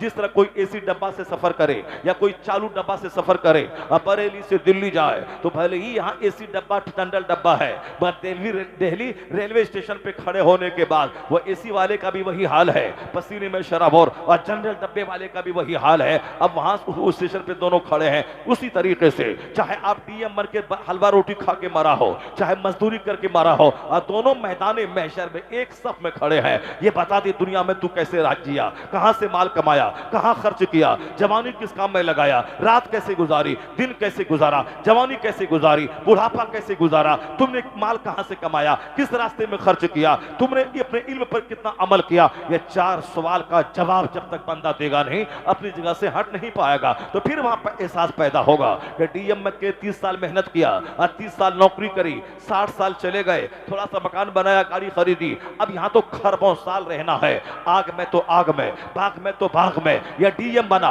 फिजिक्स पढ़ा, मगर सुभान रब्बियल आला कहना नहीं आया, सुभान रब्बियल अजीम कहना नहीं आया, सूरह फातिहा पढ़ना नहीं आया, ला इलाहा इल्लल्लाह कलमा कायदे से पढ़ना नहीं आया, अत्तहियात नहीं आया, दुआए कुनूत याद नहीं आई, दरूद इब्राहिमी याद नहीं आया, आयतुल कुर्सी ठीक से नहीं पढ़ा, दुआए कुनूत ठीक से याद नहीं है। वो डीएम बनना किस काम का जो दुआए कुनूत याद ना रहे, सूरह फातिहा ठीक से याद ना रहे। तब पता चलेगा कि डीएम ना बनते चरवाहा बन जाते, मगर नमाज दुरुस्त रहती, रोजा दुरुस्त रहता, ईमान दुरुस्त रहता, तो आज डीएम बन रहा तो 30 साल कमाया खाया मर गया, अब तो मरने के बाद वहां आया हो जहां का एक दिन 50,000 साल के बराबर है। काना मिकदार हो 50,000 सना। तो असल इज्जत वहां की, असल जिल्लत वहां की, असल आराम वहां का, असल तकलीफ वहां की। इसलिए अगर आराम वहां जाना ही है, मुंह दिखाना ही है, जन्नती जहन्नमी बनना ही है, तो क्यों दुनिया के सुख चैन पाने के लिए 18 घंटे तक स्टडी करेगा? अगर स्टडी करेगा भी तो दुनिया में खुशहाल रहे, उसी में से 1 घंटा निकाल के वो हदीस पढ़ ले, कुरान पढ़ ले, नमाज की पाबंदी करे, ताकि डीएम भी बन जाए और नमाजी भी बन जाए, और डीएम भी बन जाए, आलिम दीन भी बन जाए, इंजीनियर भी बन जाए, आलिम भी बन जाए। इंजीनियर और आलिम अगर दोनों बना, जो सिर्फ मौलवी है छोटा पढ़ा लिखा, उससे उतना बड़ा काम ना होगा जितना इंजीनियर बनने के बाद होगा, डॉक्टर बनने के बाद होगा। अगर तुमने अपने बच्चों को आलिम के पास ले गया, मदरसे में 1 घंटा पढ़ाया और रोजाना वो आधा घंटा हदीस पढ़ा, तो वो सिर्फ डीएम बन के काफिर नहीं बनेगा, वह हिंदुइज्म नहीं कबूल करेगा, बल्कि डीएम के दफ्तर को इस्लाम की तबलीग का मरकज बना देगा, हर आने वाले लोगों तक इस्लाम पहुंचाएगा। तो मस्जिद में नमाज पढ़ाने का अपना अलग मकाम है, और स्कूल और डीएम के दफ्तर में बैठकर मुस्तफा के मजहब की तबलीग करना और काम है। तो जो काम एक गरीब मौजिन नहीं कर पाएगा, वह काम एक मालदार टीचर कर पाएगा, मालदार डीएम कर पाएगा। इसलिए अपने मालदारों सामने आ जाओ, अपने बच्चों को आलिम बनाओ, ताकि पेलोसों के दिल की खिदमत करें। फिर देखना, यहाँ दस्तबोसी होगी, यहाँ कदम बोसी होगी, यहाँ पेशानी बोसी होगी, और जब मरेगा तो फिर कब्र पे जानवर नहीं चरेगा, वहां गिरगिट नहीं रेंगेगा। अगर मुत्तकी बन के वली बन के मरा तो कब्र पे चादर चढ़ेगी, कब्र पे फूल चढ़ेगा, हाज़रीन की हाज़री होगी, फातिहा पढ़ी जाएगी। ऐसी जिंदगी मत गुजार कि अरबपति बन के रहे, अब मरे तो कब्र पे जानवर पखाना कर रहा है। ऐसी जिंदगी गुजार कि मर जाए तो अपना बेटा रहे ना रहे, हजारों रूहानी बेटा मेरी कब्र पे आए, फातिहा पढ़े, मेरी बख्शिश की दुआ करे। ये काम वो करता है, उसके लिए होता है जो जीता है अपने लिए, जो मरता है अपने लिए, जो जीता है जमीन के लिए, जो जीता है दुकान के लिए, तो उसका बच्चा भी उसको भूल जाता है। और जो जीता है रब के लिए, जो मरता है रब के लिए, जो जीता है दीन के लिए, दीन की तबलीग के लिए, पैदा हुआ गौसे आजम ईरान में, चले आए बगदाद दिन की खिदमत करने के लिए, पैदा हुए गरीब नवाज ईरान में, चले आए हिंदुस्तान दिन की खिदमत करने के लिए, वतन को छोड़ा अल्लाह के लिए, रात की नींद कुर्बान की अल्लाह के लिए। तब अल्लाह ने वो इज्जतें दे दी कि उनके इंतकाल के 800 साल हो गए। करोड़ों आदमी है जो नाम के साथ लफ्ज़ कादरी जोड़े हुआ है, लफ्ज़ चिश्ती जोड़े हुआ है। वो अकेला था मोइनुद्दीन, या लाखों चिश्ती है, अकेला था अब्दुल कादिर जिलानी, यहाँ करोड़ों कादरी मौजूद है। ये अल्लाह ने इज्जत दी है उनकी दीनी खिदमत के बदले में, कि अब तेरा अपना बेटा रहे न रहे, लाखों करोड़ों लोग होंगे जिनके दिल में तेरी इज्जत डाल दी जाएगी। वो लोग आएंगे, फातिहा पढ़ेंगे और तुम्हारी बख्शिश की दुआ करेंगे, तुम्हारे दर्जात की बुलंदी की दुआ करेंगे। तो जो मर गया बाल बच्चों के लिए, उनका बच्चा उसको भूल जाता है, और जो जिंदा रहा रब के लिए और मरा रब के लिए, करोड़ों ज़बान पे अल्लाह उसका जिक्र जारी फरमा देता है। A man who dedicates his life for the sake of Allah, Allah gives him name, Allah gives him fame, Allah gives him popularity। जो अपना जीवन अल्लाह के लिए डेडिकेट कर देता है, अल्लाह उसे इज्जत देता है, अल्लाह उसे मकबूलियत देता है। आला हजरत मालदार घराने में पैदा हुए थे, लेकिन आपने देखा दौलत नहीं बढ़ाई।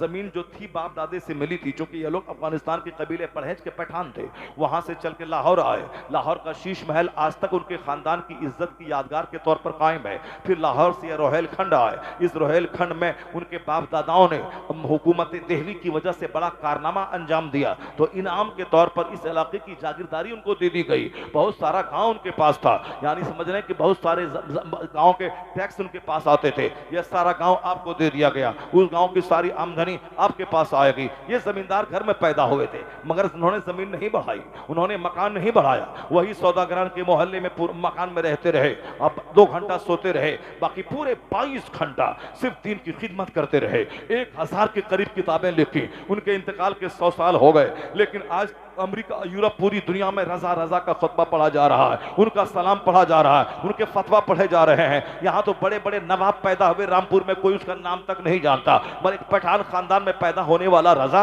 पूरी दुनिया पे छा गया है। वादी रजा की कोहे हिमालय रजा का है, जिस समय तो देखिए वो इलाका रजा का है। वक्त बढ़ता जा रहा है, रजा का नाम ऊंचा होता जा रहा है। क्यों? रजा का फतवा रज़विया जिंदा है, हदायत की बख्शिश जिंदा है, अल-अम्न वल औला जिंदा है। उन्होंने जो किताबें लिखी हैं, क़यामत तक तक जिन जिन लोगों को रोशनी उन किताबों से मिलेगी उनकी जबान पे रजा का चर्चा होगा, रजा का चर्चा होगा, रजा का जिक्र होगा। तो जिया पैदा बाप दादा थे अफगानिस्तान के, वो आ गए हिंदुस्तान और जिया रब के लिए, मरा रब के लिए। तो अब उसको अल्लाह ने सौदागरान से उठाया और करोड़ों जबान का मौजू बहस बना दिया। अमेरिका में रजा का सलाम, यूरोप में करोड़ों दरूद करोड़ों सलाम, हर जगह रजा रजा। नवाब का नाम नहीं जानता, उस फकीर को दुनिया जान रही है। पता चला कि इज्जत शोहरत बच्चों की खातिर जीने में नहीं मिलती है, जो रब के दीन की खिदमत करता है वही अल्लाह का वली बनता है। मरने के बाद उनकी कब्र मर्जे खलाइक बनती है, वहां फातिहा पढ़ी जाती है, चादर चढ़ाई जाती है, गुलाब चढ़ाया जाता है। और जो सिर्फ जमीन मकान दुकान बाल बच्चा खाना कपड़ा के लिए मरा, उसको तो अपना बच्चा भूल जाता है। उनके बच्चों को बाप की कब्र का पता नहीं मालूम होता, लेकिन गरीब नवाज की कब्र कहां है मुसलमानों के करोड़ों बच्चा को पता है। आला हजरत का मजार कहां है मुसलमानों के करोड़ों बच्चों को पता है। इसलिए इज्जत देने वाला अल्लाह है। जो अल्लाह के दीन का काम करेगा अल्लाह उसका नाम रोशन करेगा, अल्लाह उसको इज्जतों से नवाजेगा। इसीलिए अल्लाह के वली का उर्स होता है ताकि उनका काम जिंदा रहे, उनका नाम जिंदा रहे, उनकी खिदमत जिंदा रहे, उनसे लोगों को नूर मिले, इंस्पिरेशन मिले, उनसे लोगों को वहां से संवेदना मिले, वहां से तहरीक मिले, वहां से प्रेरणा मिले। अब वो कुरान करीम की जो बात छिड़ गई थी मैं तुमको सुनाता हूं और उसी को समेट करके मैं गुफ्तगू खत्म करता हूं ताकि ज्यादा बोझ आप पर ना बन जाए। जरा गौर से सुनिए, अल्लाह ने क्या कहा, ए हबीब मुसलमानों को कहानी सुनाई, उनको ये किस्से बताइए कि इसमें उनके लिए सबक पिन्हा है, उनके लिए इनाम पोशीदा है। वो कहानी क्या है? एक शख्स था जिसको अल्लाह ने इसमें आजम का इल्म अता फरमाया था, मुस्तजाबुद दावात बनाया था। जो दुआ करता था वो दुआ उसकी कबूल हो जाती थी और जो भी दुआ करे दुआ कबूल हो जाती थी। यहां तक कि जब जनाब मूसा अलैहिस्सलाम ने जिहाद का ऐलान फरमाया तो उसके कौम के जो लोग थे, उसकी कौम के लोगों ने उनके पास आके कहा कि जनाब मूसा अलैहिस्सलाम अपने मुजाहिदीन के साथ हम पर चढ़ाई करने वाले हैं, हमारे बाल बच्चे मर जाएंगे, हमारी सल्तनत खत्म हो जाएगी, तुम दुआ करो, तुम मुस्तजाबुद दावात हो, तुम दुआ करो ताकि उनकी फौज पसपा हो जाए, उनकी फौज को शिकस्त मिल जाए। अब वो क्या कहने लगा, नहीं नहीं ऐसा कभी नहीं होगा, क्योंकि वो अल्लाह के नबी हैं, अल्लाह के रसूल हैं, उसके खिलाफ अगर मैंने दुआ की मैं तबाह बर्बाद हो जाऊंगा, तबाही मेरी मुकद्दर हो जाएगी, उनके खिलाफ मैं दुआ नहीं कर सकता। मगर लोगों ने खानदान का प्रेशर बनाया, रिश्तेदारी का प्रेशर बनाया, तुम हमारे लोग हो, हमारे खानदान के लोग हो, तुम दुआ करो, तुम्हारी दुआ कबूल हो जाएगी। उन्होंने कहा मैं दुआ नहीं करूंगा, अल्लाह के पैगंबर के खिलाफ मैं दुआ नहीं करूंगा। तो लोगों ने समझा कि अब इसको दुआ करवाने के लिए इनको तोहफा तोहफा दिया जाए, उन नजराने से नवाजना शुरू किया। ये नजराना अच्छी चीज भी है और नजराना अगर अपने पास जमा करके बंदा रखने लगे ये बहुत सारे फवाहिश का जरिया बन जाता है। जिस पीर का बच्चा मुफ्त में करोड़ों की दौलत पा गया, उस पीर का बच्चा ना डीएम बनता है, ना एसपी बनता है, ना मौलाना बनता है, ना हाफिज कारी बनता है। गांव देहात के गरीब का बच्चा जबरदस्त मौलाना है, वो मंजर इस्लाम में पढ़ा रहा है, मंजर इस्लाम में पढ़ा रहा है, जामिअतुर रज़ा में पढ़ा रहा है, बहुत बड़ा बासलाहियत है, शेखुल हदीस बना हुआ है। तो फिर तुम्हारे यहाँ से तो सुन्नियत को तक़वियत मिली है और तू खानदान रजा का फर्द है, तो तुम्हारा बेटा क्यों नहीं शेखुल इस्लाम बन रहा है, तुम्हारा बेटा क्यों नहीं साहब शेखुल अदब बन रहा है, शेखुल मंतिक बन रहा है, क्यों नहीं बन रहा है? यहाँ 100 बच्चे हैं, उस 100 बच्चे में डीएम बनना चाहिए, पैसों की फरावानी है, खुदादार ज़हनियत है, अल्लाह रब्बुल इज्जत आला हज़रत के खानदान को इंटेलिजेंस दिया है, जहानत दी है, एक बार देखा बातें याद हो जाती है। तो फिर तो वहां तो सैकड़ों बच्चे हैं, उनको तो डीएम बनना था, एसपी बनना था, बड़ा मतबहिर आलिम बनना था, लेकिन नहीं, मुफ्त के पैसे जहां ज्यादा आते हैं, पैसों की फरावानी ज्यादा होती है, वहां के बच्चे मेहनती नहीं होते हैं। इसलिए अजमेर का मुजाविर का बच्चा कोई डीएम नहीं मिलेगा, जबकि फ्री में करोड़ों की दौलत है उनको मिल रही है। मुजाविर का बच्चा करोड़ों पैसा उनके पास है, करोड़ों रुपए उनके पास है, मगर उनका बेटा कोई डीएम नहीं है, एसपी नहीं है, उसका बेटा कोई बहुत बड़ा आलिम नहीं मिलेगा, चूंकि मुफ्त की दौलत है। वह दाढ़ी मोड़ रहा है, काली टोपी पहन रहा है, वह पीले रंग की पट्टी पहनता है और आने वाले लोगों की जेब पे नजर रखता है, आइए फूल लीजिए, आइए चादर लीजिए, आइए ये लीजिए, आइए वो लीजिए। ये चादर बेचने वाला ये रजा के बेटों को आंख दिखला रहा है, मुफ्ती आजम इनके खिलाफ बोल रहा है, चादर बेच पेट पाल, और रजा के बेटों पे आंख निकाल के मत देखना। रजा का बेटा फूल नहीं बेचता है, रजा का बेटा चादर नहीं बेचता है, रजा का बेटा मुफ्ती आजम हिंद बनता है, हुज्जतुल इस्लाम बनता है, रजा का बेटा ताजुल शरिया बनता है, किताबें लिखता है, अमरे बिल मारूफ करता है, मदरसा चलाता है, फतवे का जवाब देता है। तो चादर बेचने वाला चादर बेचे खाए, और यहाँ फतवा लिखने वाला दीन सुन्नत की खिदमत करे, मसलक को जिंदगी अता करता रहे। इन दोनों का आपस में कोई तालमेल नहीं है। लेकिन आजकल जाहिल दी ग्रेट उनकी इज्जत और शोहरत को देखने के बाद इसको मतली आती है, उल्टी होती है। यह पठान ज़्यादा, यह खान घर में पैदा होने वाला क्यों सारी दुनिया में छा गया? हमारा बाप दादा पुराना वली बुजुर्ग का खानदान था, हमको कोई नाम नहीं लेता। पहले काम कर, पहले दीन का काम कर, फिर लोग नाम लेंगे। पहले मुफ्ती आजम हिंद बन जा, ताजुल शरिया बन जा, 1000 किताबें लिख, लोगों की खिदमतों का, लोगों के दीन के संभालने का जरिया बन जा, लोगों को बदअमली से बचा। तब उसके बाद देखना इज्जत कैसे मिलती है जाहिल और सोचता मुफ्ती आजम हिंद की तरह इज्जत मिले, है जाहिल डिग्रेड और सोचता है ताजुल शरिया की तरह इज्जत मिले। नहीं मिलेगी। मैं ये कहना चाह रहा हूं, दौलत की फरावानी जहां होती है वहां मेहनत करने का मजाज नहीं होता है। जहां गुर्बत है, जहां परेशानी है, वो परेशानी दूर करने के लिए बच्चे बड़ी मेहनत करते हैं, 10-10, 12-12, 15-15 घंटे पढ़ते हैं। इसलिए गरीबों के बच्चे डीएम बन रहे हैं। बिहार में अक्सर मेहनती बच्चे होते हैं। हिंदुस्तान में DIS निकालने वालों की बड़ी तादाद एक बिहार के बच्चों की होती है, और हम उसे कहते रहे यहाँ गुर्बत है, यहाँ परेशानी है। और फिर महाराष्ट्र के बच्चे डीएम नहीं बन रहे, गुजरात के बच्चे डीएम नहीं बन रहे, अक्सर बच्चे IAS ऑफिसर वो बिहार के बन रहे हैं। वही गरीब के बच्चे अब अरबपति बन रहे हैं, अमेरिका जा रहे हैं, 20 लाख महीना कमा रहे हैं। तो जहां दौलत की फरावानी होती है वहां बच्चे कामचोर, सुस्त, काहिल और गफलत के शिकार हो जाते हैं। यही वजह मेहनत नहीं करते हैं, मेहनती नहीं बनते हैं।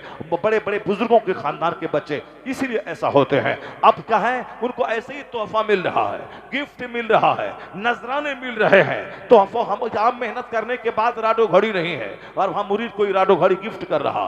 यहाँ मेहनत करने के बाद ब्रांडेड कंपनी का जूता नहीं है, और वहां साहब मेहनत करने के किए बगैर ब्रांडेड कंपनी का जूता है। और यहाँ मेहनत करने के बाद भी 10 लाख की कार नहीं है, और वहां बगैर मेहनत के 25 लाख की कार लिए मुरीद हाजिर है। हुजूर इसे कबूल फरमा ले। यहाँ आलिम बनने के बाद 10-10 घंटे पढ़ने के बाद भी कोई हाथ चूमने वाला नहीं है। अब वहां पीर का बेटा है, जाहिल डिग्रेड, कलमा नहीं आता, उनका हाथ चूमा जा रहा है। तो अब यही सारी इज्जतें हैं जिसकी वजह से वह मगरूर हो जाता है, जिसकी वजह से मेहनतें उसकी खत्म हो जाती हैं। इसलिए मुजाविरों के बच्चे और बड़े पीरों के बच्चे जो होते बहुत कम ही ज्यादा साहिब तकवा हो पाते हैं। तोहफा, यह नजराना, यह मुफ्त का माल आदमी को मेहनती नहीं बल्कि उसे कामचोर बना देता है। मुस्तबुद दावत था वो शख्स, दुआ जो करता कबूल हो जाता था। परेशर बनाया कि वो दुआ करे ताकि मूसा अलैहिस्सलाम की कौम हमारे शहर को उजाड़ न दे, हमें तबाह बर्बाद न कर दे। कहा नहीं, वो अल्लाह के नबी हैं, अल्लाह के रसूल हैं, वो जो चाहेंगे होकर रहेगा, उनके खिलाफ मैं दुआ नहीं करूंगा। तो लोगों ने सोचा कैसे नहीं करेगा। लोगों ने तोहफे देना शुरू किया, नजरानी देना शुरू किया, कपड़े देना शुरू किया, माल देना शुरू किया, पैसों की फरावानी देने शुरू की। जैसे कोई मुफ्ती बोलता है मैं इसकी हराम है, मैं इसको जायज नहीं करार दूंगा, अब लोग उनको पैसे देना शुरू करते हैं। लाखों रुपए दिया, 10 लाख दिया, अब उसको अब वकील काल करना शुरू करता है, तावील करने लगता है। क्योंकि वो टका दिया है 10 लाख रुपए, उसी के फेवर में वह फतवा देना शुरू करता है। जिस तरह दियोबंद का फतवा नसबंदी के जमाने में बहुत सारा बिगड़ा फतवा आया, मगर वह रजा का बेटा मुफ्ती आजम हिंद था। कहा वो तुम पैसे पे बिक जाओ मगर रजा का बेटा नहीं बिकेगा, चाहे जान जाए चाहे कुछ भी हो, फतवा नहीं बदलेगा। जो कानून शरीयत है वह बताया जाएगा। तो दूसरे लोगों ने पैसा लेके फतवा बदला, मगर रजा का बेटा फतवा नहीं बदला। कहा एक पैसा नहीं चाहिए, हम किसी मालदार की तारीफ नहीं करते, हम तो मुस्तफा के दर के भिखारी हैं, हम तो मुस्तफा की तारीफ करते हैं। यही वजह है आला हजरत ने हमेशा मुस्तफा की तारीफ की, नातखानी की है, किसी नवाब की कसीदा खानी नहीं की है। वह दूसरे लोग हैं जो पैसे पे बिक जाते हैं। वह शख्स नजराने के हुजूम में अब वह दब गया और अपने लोगों के दबाव में आ गया। उन्होंने जनाब मूसा अलैहिस्सलाम के खिलाफ दुआ करने के लिए घोड़े पे ऊंट पर सवार होकर पहाड़ की तरफ चला। अब जाके वहां दुआ करेंगे, बददुआ करेंगे इनके खिलाफ। जब वहां गया और उनके कौम के लोग गए, ये प्रेशर नजराने का था, ये प्रेशर तोहफा तहाइफ का था, ये प्रेशर गिफ्ट का था।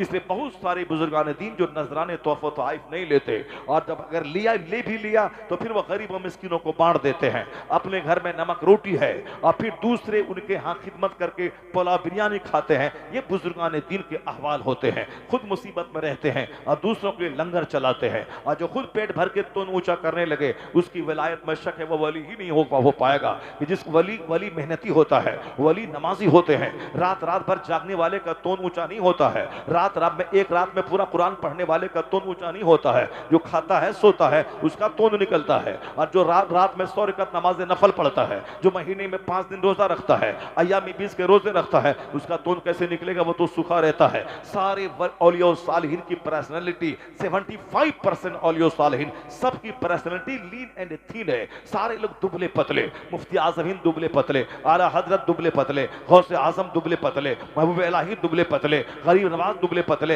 यानी दुबला पतला रहना ये सब वलियों की पहचान है। क्योंकि ज्यादा खाना ही नहीं है, एक खजूर खा लिया, आज 24 घंटे जिक्र इलाही में मसरूफ हैं। यहाँ तो वो है मुरीदों का नजराना हजरत, ये कोरमा मजेदार है, ये बिरयानी मजेदार है, ये जरदा मजेदार है, ये चमचम मजेदार है, ये रसमलाई मजेदार है, ये साहब गुलाब जामुन मजेदार है, इसको भी लिया उसको भी लिया। हुजूर ये ठंडा लाजवाब है, और ठंडा पी लिया। हुजूर ये लस्सी लाजवाब है, उसको भी पी लिया। अब जब इतना पेड़ या इस ड्राम में भर लिया, अब वो रात भर तहज्जुद कैसे पढ़ेगा? वो नफल कैसे पढ़ेगा? उसको तो फिर अब वो सोना पड़ेगा, और जब सोएगा तो चर्बी तो बढ़ेगी, जब चर्बी बढ़ेगी तो फिर वो क्या सजदा करेगा, क्या बावजू रहेगा? गैस्ट्रिक का मरीज हो जाएगा, वह सजदे में जाएगा, पीछे से रिया खारिज हो जाएगी। वह तो गौसे आजम थे जिनका लंगर चलता था, लेकिन अपना कैसे रहते थे? 40 साल तक ईशा के वजू से फज्र की नमाज पढ़ी, और पूरी रात में एक पांव पे खड़े होकर पूरा खत्म कुरान करते थे। तो तोशा कादरिया खाने में बड़ा मजा आता है,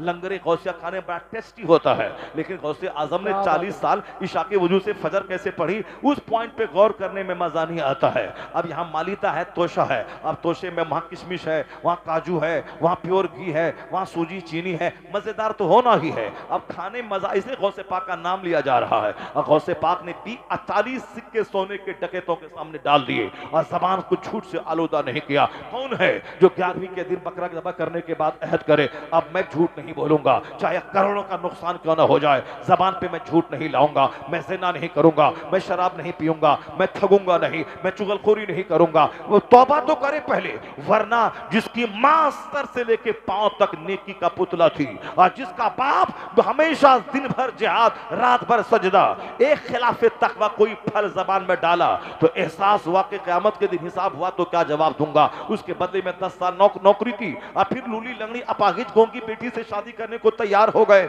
जब बाप इतना अल्लाह से डरने वाला और माँ इस कदर अल्लाह से डरने वाली कि हाथ पांव जबान ने खता नहीं की, तब उसका बच्चा कौन हुआ? क़यामत तक के वलियों का सरदार अब्दुल कादिर जीलानी पैदा हुआ। या चोर का बच्चा चोर, गुटखा खाने वाले का बच्चा गुटखा खोर, यहाँ साहब दूसरों की बेटी को ताक झांक करने वाले का बेटा ज़िनाकार, और तवाइफ के कोठे पे जाने वाला, लड़ाई झगड़ा करने वाले का बेटा महा लड़ाई करने वाला। जिस तरह जैसी माँ वैसी औलाद, जैसा बाप वैसा बच्चा, जैसी जमीन वैसी फसल, जैसा दरख्त वैसा फल। ऐसा नहीं होता कि आम का पेड़ लगा दें और 1 लाख पीर से लाके 1 लाख तावीज डाल दें और उस आम के पेड़ से सेब निकल जाए, नहीं होगा।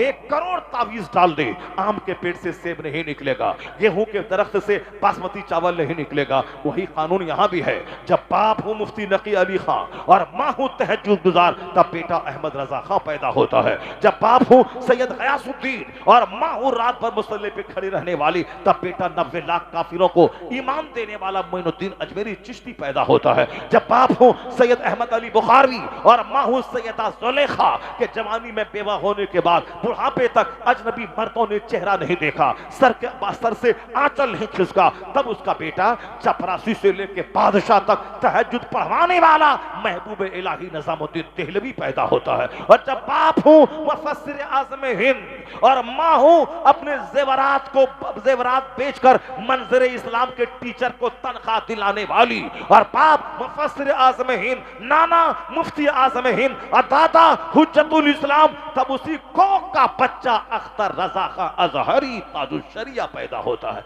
चोर का बेटा चोर, डकैत का बेटा डकैत, हरामखोर का बेटा हरामखोर। आज समाज चोरों से भर रहा है, डकैतों से भर रहा है। अगर चाहते हैं कि आने वाले वक्त में समाज नमाजी से भर जाए, रोजेदार से भर जाए, हज और ज़कात देने वालों से भर जाए, शरीफों से भर जाए, बाखलाक से भर जाए, तो अभी कड़ा फैसला लेना होगा। जिंदगी में यू टर्न लेना होगा, तौबा करनी होगी, अच्छी औरत का सिलेक्शन करना होगा। क्योंकि बच्चा औरत के पेट से पैदा होता, मर्द के पेट से नहीं पैदा होता। बच्चा 2 साल बाप का दूध नहीं पीता, माँ का दूध पीता है। इसलिए माँ का बाप के मुकाबले में ज्यादा नेक होना जरूरी है। इसलिए औरतों को बेपर्दगी से बचाएं, औरतों के हाथ में एंड्रॉइड मोबाइल देने से बचाएं। ये औरतों को नौकरों और चुहाड़ और चोरों के साथ आंख मिला के अपने जिस्म को दागदार होने से बचाएं। वरना अगर वो दागदार रही तो औलाद महा जख्मी पैदा हो जाएगी। उसका हाथ पांव फिसला, उसकी औलाद का हाथ पांव का पूरा जिस्म फिसल जाएगा। इसलिए मर्द के मुकाबले में औरतों का नेक होना जरूरी है, औरतों का पढ़ी लिखी होना जरूरी है, औरतों का पर्दे में रहना जरूरी है, औरतों की जबान का मुहस्सब होना जरूरी है, औरतों की तालीम पे ध्यान दिया जाए, उस पर कड़ी निगरानी रखी जाए, उसके हाथ में मोबाइल न दिए जाए, उसको अपने घर की चार दीवारी में उसको रखा जाए। जहां मुस्लिम नर्सेज हो, मुस्लिम डॉक्टर्स हो, मुस्लिम इंजीनियर हो, जहां खवातीन इंजीनियर हो, वहां अपनी बेटी को इंजीनियर बनाने में कोई हर्ज नहीं है। लेकिन जहां जवान मर्द पढ़ाता हो, इज्जत के लूटने का अंदेशा हो, यहाँ करोड़ों मुसलमान की बेटियां पढ़ती हैं, डॉक्टर इंजीनियर तो 2 4 10 बनती हैं, और बाकी इज्जतें 90% सबकी लूट जाती है प्यार मोहब्बत के नाम पे। हरिजन का बेटा डीएम बन रहा है, हमारा बेटा आशिक बन रहा है, वह दिल फेंक आशिक बन रहा है। पढ़ने दिल्ली गया, वहां से छोकरी को लेके चला आया, पढ़ने के लखनऊ गया, वहां से लड़की को लेके आ गया। क्या हुआ बेटा? डीएम बनना था, क्या करे, दिल लग गया, प्यार हो गया। तो हरिजन का बेटा 15 घंटे पढ़ता है तो डीएम बनता है, और मेरा बेटा छोकरी का मुंह देखता है तो आशिक बनता है, गुटखाखोर बनता है। इसलिए मुसलमानों के बच्चों में तादाद गुटखाखोरों की ज्यादा है और छोकरीबाजी करने वालों की ज्यादा है। यह दिल इसलिए नहीं है कि छोकरी को दिया जाए, किसी चमार को दिया जाए, किसी डोम को दिया जाए। आला हजरत से पूछ यह दिल कहां दिया जाए, तो आला हजरत कहेंगे दिल है वो दिल जो तेरी याद से मामूर रहा, सर है वो सर जो तेरे कदमों पे कुर्बान गया। इश्क ही करना है, किसी अजनबी लड़की से इश्क मत कर, इश्क मुस्तफा से कर, इश्क मुस्तफा से कर, यहां भी कामयाब रहेगा, मरने के बाद जन्नती हो जाएगा। तो नारे तकबीर, नारे रिसालत, इश्कबाजी छोकरीबाजी मत कर, वरना आने वाली नस्लें तबाह हो जाएंगी, आने वाली औलाद महा जख्मी हो जाएंगी। कुदरत का कानून है, आम के पेड़ से आम, कटहल के पेड़ से कटहल पैदा होता है। वो शख्स पहाड़ पे चढ़ गया, उनकी कौम के लोगों ने नजराने का परेसर बना करके उनसे बद्दुआ करवाना चाहा, और ये हिल गया। नजराने के परिसर में आके ये बदुआ करना शुरू किया, हाथ उठा के बदुआ करनी शुरू की। जब जबान पे मूसा अलैहिस्सलाम का नाम लेता था कि उनकी कौम को शिकस्त मिले, तो उनकी जबान पे उनकी कौम का नाम आ जाता था। और जब और 2-4 बार बदुआ किया तो उनकी जबान लटक गई, यहां तक कि बात बोलना छोड़ दिया। जब जबान लटक गई तो कुरान शरीफ में आया है कि उसकी मिसाल मसलुल कल्ब, कुत्ते की मिसाल हो गई उसकी। जो इसमें आजम जानता था, जिसकी दुआएं कबूल होती थी, लेकिन एक पैगंबर के खिलाफ उन्होंने जब जबान खोली तो उसकी जबान कुत्ते की तरह लटक गई। जैसे कुत्ते को पत्थर मारे तो भी जबान लटकाता है, उसको हड्डी दे दें तो भी जबान लटकाता है, उसी तरह ये लालची हरीस, दुनिया के लालची, लालच की वजह से इनका हाल कुत्ते की तरह हो गया। इसमें आजम का जानने वाला समाज का वली कहलाता था, मगर हाल कुत्ते की तरह जबान बाहर निकल गई। लोगों ने कहा ये क्या तू बोल रहा है, तू हमारी अपनी ही कौम की तबाही की बात कर रहा है। बोला मैं क्या करूं, जबान मेरे कंट्रोल में नहीं है, मैं नाम लेता हूं कौम मूसा का, मगर मेरी जबान पे तुम्हारा नाम आ जाता है, मेरा कंट्रोल नहीं है। जब जबान बाहर आ गई, कौम के लोग रोने लगे, कहा अब क्या होगा, कहा कि बस एक रास्ता मैं बताता हूँ। अब तो बद्दुआ मैं नहीं कर पाया, मेरी जबान लटक गई। उन्होंने उसको बताया कि एक काम करना, अगर मूसा अलैहिस्सलाम की फौज पर तुमको फतह पाना है, उनकी फौज को शिकस्त देना है, तो एक काम कर लेना, उनकी फौज को शिकस्त हो जाएगी। मैं दुआ तो कर नहीं पाया, मेरा हाल जो हुआ, मेरी दुनिया और आखिरत दोनों तबाह बर्बाद तो हो गई। अब अगर तू चाहता है कि तेरी कौम को शिकस्त ना हो, एक काम करना, जब उनकी फौज तुम्हारे शहर में दाखिल हो जाए, तुम अपनी जवान लड़कियों को सजा सवार कर गलियों में छोड़ देना। ये काम जो आज इस्राइल का यहूदी भी कर रहा है और आज भी वही काफिर करता है कि मुस्लिम मुजाहिदीन को दिल दिमाग खराब करने के लिए खूबसूरत नीम बरहना अधनंगी लड़कियों को सड़कों पे छोड़ देता है, जिसको देखने के बाद बड़े बड़े तकवा परहेजगार के हामिल लोगों की नीयतें खराब हो जाए, जिसकी तौबा टूट जाए। इसलिए पर्दे में रहने औरतों को हुक्म दिया गया है, क्योंकि मर्द का अट्रैक्शन औरतों में है। बड़े बड़े की तौबा टूट गई, बहुत बड़े बड़े वली तबाह बर्बाद हो गए। ये औरत ने दुनिया की चाहत और माल ने, खाने पीने की चाहत ने तबाह बर्बाद किया। दुनिया में है ही क्या, माल बढ़ता है तो बंदा अच्छा खाता है, माल बढ़ता है तो अच्छा पहनता है, माल बढ़ता है तो अच्छा घर बनाता है, माल बढ़ता है तो औरतों का शौक बढ़ जाता है, एक नहीं तो 4 शादी कर लेता है। इसके अलावा और दुनिया में है ही क्या। मौला अली कहते हैं, तुम जो माल बढ़ने के बाद खाते हो, ये जान ले शहद से बेहतर कोई गजा नहीं है, और शहद एक कीड़े का पाखाना है। और जान ले जब माल बढ़ेगा तो पिएगा, और जब जब पिएगा तो पानी से बेहतर कोई मशरूब नहीं है। और पानी वो मशरूब है जिसको बादशाह भी पीता है और सूअर भी पीता है। और जान ले जब पैसा बढ़ेगा तो कपड़ा अच्छा खरीदेगा, कपड़े में रेशम का कोई जवाब नहीं है, और रेशम वो कपड़ा है जो एक कीड़े का पाखाना है। तो शहद से बेहतर कोई गजा नहीं, वह एक कीड़े की कै और उल्टी है। और रेशम से बेहतर कोई धागा नहीं, वह एक कीड़े का पाखाना है। और जब पैसा बढ़ेगा तो फिर क्या करेगा, औरत से शादी करेगा। औरत है क्या चीज, सबसे गंदी जगह, सबसे अच्छी जगह चेहरा को देखा जाता है, और सबसे गंदी जगह से फायदा उठाया जाता है। तो जान ले कि दुनिया क्या चीज है। और जब पैसा बढ़ेगा तो अच्छी सवारी खरीदेगा। अच्छी सवारी में घोड़े का जवाब नहीं है। यह घोड़ा वो है जिसकी पीठ पर बैठकर अपने ही भाई को ज़बह और कत्ल किया जाता है। तो सब समझ ले दुनिया क्या चीज है। दुनिया बढ़ेगी तो क्या करेगा, दुनिया खाएगा पिएगा पहनेगा। और देख ले अच्छी खुराक एक कीड़े का पाखाना, और अच्छा कपड़ा एक कीड़े का पाखाना। उसी से समझ जा कि दुनिया क्या है। यह दुनिया जलील है, और जलीलों को ज्यादा दी जाती है। अल्लाह के नेक बंदों के घर में फाका होता है, 4 दिन का फाका रहता है। वो अपने बदन में हराम कपड़ा नहीं पहनता, हराम गजा नहीं डालता। यही वजह है उनकी औलादें रोशन, उनकी औलादें मुत्तकी, उनकी आने वाली नस्लें कौम और दीन इस्लाम की खिदमत करने वाली पैदा होती है। जब वो शख्स क्या बोला कि जब मूसा अलैहिस्सलाम की फौज हमला करे तो अपनी बेटियों को सजा धजा कर मोहल्ले में छोड़ देना। एक भी अगर वह मूसा अलैहिस्सलाम की कौम का फर्द अगर जिना कर लिया तो सारी कौम को शिकस्त हो जाएगी। एक भी बंदा जिना कर लिया तो सारी फौज को शिकस्त होना तय है। इतना कर ले, वो शख्स तो तबाह हो ही गया, उसकी आखिरत और दुनिया तो बर्बाद हो ही गई, उसकी जबान कुत्ते की तरह बाहर निकल गई। मगर वो क्या मशवरा दिया कि एक लड़की से किसी मूसा अलैहिस्सलाम की फौज ने अगर जिना कर लिया तो फिर उनकी शिकस्त तय है और फिर उनको बर्बाद होना तय है। यही काम उसकी कौम के लोगों ने किया। जब मूसा अलैहिस्सलाम की फौज ने बस्ती पे चढ़ाई की, हमला आवर हुआ, इन लोगों ने अपनी खूबसूरत बेटियों को नीम बरहना बना के गली और शहर में छोड़ दिया। उनमें से जो मूसा अलैहिस्सलाम के साथ आए थे उसमें से एक शख्स था, 6 लाख की फौज थी, 6000 नहीं, 600 नहीं, 6 लाख फौज जनाब मूसा अलैहिस्सलाम के साथ थी। बनी इसराइल की फौज थी।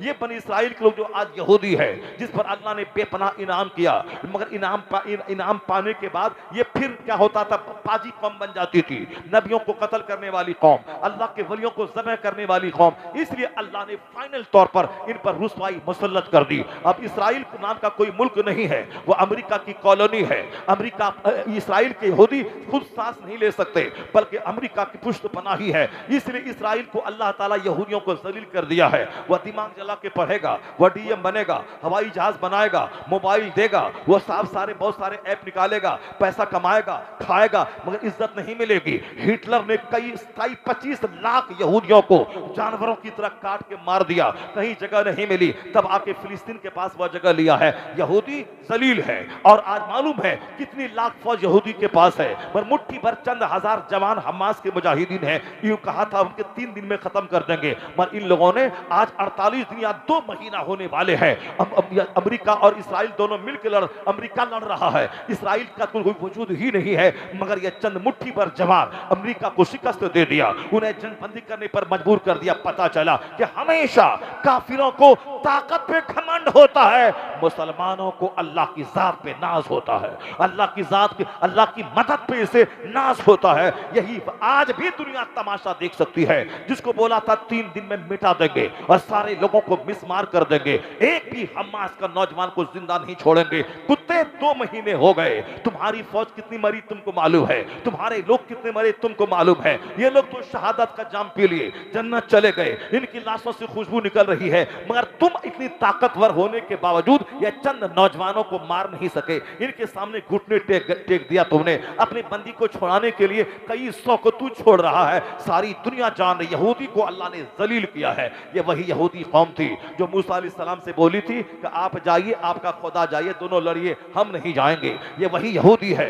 जो एक दिन में 45 नबियों को ज़बह किया। ये वही नबी है जो एक दिन में 140 वलियों को कत्ल किया। इसीलिए अब यहूदी फाइनल तौर पर जलील हो गए। क्या वक्ती तौर पर अमेरिका के बम के सहारे वो बम गिरा दे, मगर यहूदी है जलील, न उसकी सल्तनत कायम होगी। वह इसी तरह वक्फे से मारा जाएगा और जलील और रुस्वा होगा। यहां तक कि क़यामत के करीब एक यहूदी जब दरख्त की आड़ में छुपेगा तो फयकुलु शजर, वह दरख्त बोलेगा, ए मुसलमान, यहूदी यहां छुपा है, इसको कत्ल कर। वो या तो यहूदी कत्ल किया जाएगा या कलमा पढ़ के मोमिन बनेगा। कोई यहूदी जिंदा नहीं रहेगा दुनिया में, कोई मुशरिक और काफिर। एक मजहब इस्लाम होगा, एक मसलक अहले सुन्नत व जमात रहेगा। मुस्तफा सच्चे, मुस्तफा की बात सच्ची।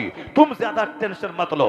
तुमको टेंशन होना चाहिए कि नमाज नहीं पढ़ते हो, रोजा नहीं रखते हो, झूठ बोलते हो, चुगलखोरी करते हो, हराम खाते हो, सुदखोरी का माहौल गांव पैदा करते हो, छोकरीबाजी का माहौल पैदा करते हो, शराब का नशा काफिरों की तरह करते हो। ये सारी चीजें छोड़, वरना तुम्हारी जिंदगी बर्बाद, आखिरत बर्बाद, कब्र बर्बाद, आखिरत बर्बाद। तुम नेक बन, इस्लाम के बारे में चिंता मत कर। इस्लाम का तो कानून हमने 1400 साल से ही देखा। जब जब दुश्मनी बढ़ती जाती है, 4 थे 4000 हो गए, 4000 थे, दुश्मनी बढ़ी 4 लाख हो गए, दुश्मनी बढ़ी 4 करोड़ हो गए। आज 200 करोड़ कलमा पढ़ने वाला दुनिया में मौजूद है। मोहम्मदी फौज, दुश्मनी बढ़ती गई, मोहम्मदी बढ़ते चले गए। कोई दिन नहीं है जिस दिन कोई दानिश्वर कलमा ना पढ़ता हो। इस्लाम के बारे में चिंता मत कर। दुश्मनी बढ़ रही है ना, बढ़ने दे। दुश्मनी जब जब बढ़ती जाएगी, मुस्तफा के गुलामों की तादाद में इजाफा होता चला जाएगा।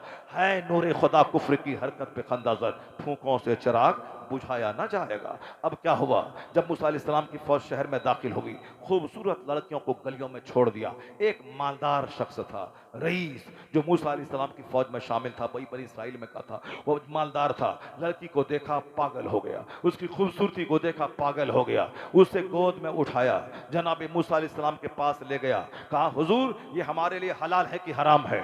जनाब मूसा अलैहिस्सलाम ने कहा अस्तगफिरुल्लाह, जल्दी उसको अपने से जुदा कर, ये तेरे लिए हराम है, ये तेरे लिए हराम है। जाहिर सी बात है, बगैर निकाह के चचेरी बहन भी अपने लिए हराम है, फुफेरी बहन भी हराम है, बगैर निकाह के कोई भी कजिन सिस्टर हो, सब कोई भी अजनबी औरत हो, सब हमारे लिए हराम है। जब हराम है, उसको गोद में उठा के मूसा अलैहिस्सलाम के पास फतवा पूछने गया है। वह मालदार, ये मेरे लिए हलाल है या हराम? का हराम है, तेरे अपने फौरन अपने से जुदा कर दे।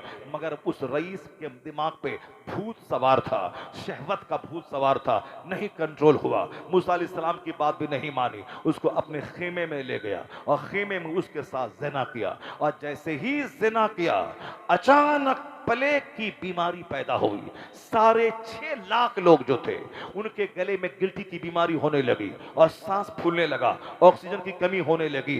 1 घंटे के अंदर अंदर 70,000 लोग मारे गए उसी जुर्म में। अब मूसा अलैहिस्सलाम सख्त नाराज हुए और वहां से वापस पलट गए। बनी इस्राइल से जबरदस्त नाराज हुए। ज़िना एक आदमी ने किया था, 6 लाख की फौज हार गई। और फिर अजाब नाजिल हुआ। 70,000 लोग ताउन के मरीज होकर मर गए। 1 घंटे के अंदर में 70,000 मर गए और बाकी सारी फौज भागी। जनाबे मूसा अलैहिस्सलाम थे उसके कमांडर। जनाबे मूसा अलैहिस्सलाम पैगंबर और नबी थे। तो नबी और पैगंबर जब मजबूत क़यादत हो तो कौम फतह पाती है, लेकिन जब अल्लाह ही फतह देने वाला है और जब अल्लाह नाराज हो तो अल्लाह शिकस्त से दो चार करने वाला है। तो जनाबे मूसा अलैहिस्सलाम की नाराजगी की वजह से यह अजाब आया। एक मर्द ने ज़िना किया, 70,000 लोग मारे गए, 6 लाख फौज के पांव उखड़ गए।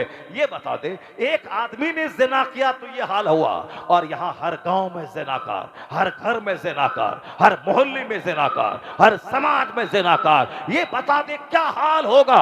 आज अगर हम पर अजाब नाजिल हुआ है इंडिया में, ये मेरे जुर्म की सजा है। आज अगर जो सजा मिल रही है, आज मिल रही है अमेरिका यूरोप के मुसलमानों को, ये मेरे जुर्म की सजा है। जरा कभी उनका चेहरा देखा कीजिए वीडियो में। ये मुसलमानों के बेटे हैं जिनका लिबास अंग्रेजों जैसा, ये मुसलमानों की औरतें हैं जिसका जींस टी शर्ट यहूद और नसारा की औरतों जैसा। ये मुसलमान है जिसके पास टी शर्ट और पैंट शर्ट, फटा हुआ पैंट और बाल रखने का अंदाज, जिस तरह से एक जोकर उत्तर कोरिया का प्रेसिडेंट, उसके सर के बाल देखें, वही हाल अरब के शहजादों का हाल है। तो एक जिना करे तो 6 लाख तबाह हो जाए, और यहाँ कदम कदम पे जिनाकार हो तो क्या होगा। आज दुनिया की सारी तबाहियां मेरी बदअमली का नतीजा है। आज भी आवाज आती है कि मोहम्मद से वफा तूने तो हम तेरे हैं, या जहां चीज है क्या लहो कलम तेरे हैं। तू बदल जा, तू तौबा कर ले, नमाजी बन जा, मस्जिद आबाद कर, मदरसा आबाद कर, माँ बाप के हुकूक इख्तियार का ख्याल रख, अपने घर में सुन्नत का माहौल पैदा कर, खतना अकीका वलीमा शादी ब्याह हर काम में सुन्नत और शरीयत की पासदारी कर। फिर क्या होगा, यहाँ रहमत मिलेगी, यहाँ राहत मिलेगी, यहाँ सेहत मिलेगी, यहाँ सल्तनत मिलेगी, यहाँ अमेरिका मिलेगा, यहाँ हिंदुस्तान मिलेगा, चाइना जापान मिलेगा। जब अल्लाह ने तुमको ईरान अता किया, रूम अता किया, हिंदुस्तान अता किया, 1000 साल की सल्तनत अता की, वही अल्लाह आज भी है। अल्लाह बदला नहीं है, तू बदला है। रहमत रूठ गई है, तू बदल जा, नेक बन जा, तू खालिद इब्ने वलीद का उत्तराधिकारी बन जा, सलाहुद्दीन अय्यूबी का गुलाम बन जा, गुलाम गौस गुलाम काजा बन जा। हुकूमत तेरे लिए, सल्तनत तेरे लिए, यहाँ की राहत भी तेरे लिए, वहां की जन्नत भी तेरे लिए। बेशक सुभान अल्लाह। मोहम्मद से वफा तूने तो हम तेरे हैं, ये जहां चीज है क्या लौह कलम तेरे हैं। अल्लाह तबारक व तआला से दुआ है कि अल्लाह ताला मुझे भी और आपको और दुनिया के सारे मुसलमानों को कुरान समझने, कुरान पढ़ने की तौफीक अता फरमाए। सरकार दो जहां अलैहिस्सलाम की हदीस पढ़ने, हदीस समझने की तौफीक अता फरमाए। अपने गुनाहों और बदआमालियों से सच्ची तौबा करने और नेक बनने की तौफीक अता फरमाए। आमीन। व आखिरु दाअवाना अनिल हम्दुलिल्लाह।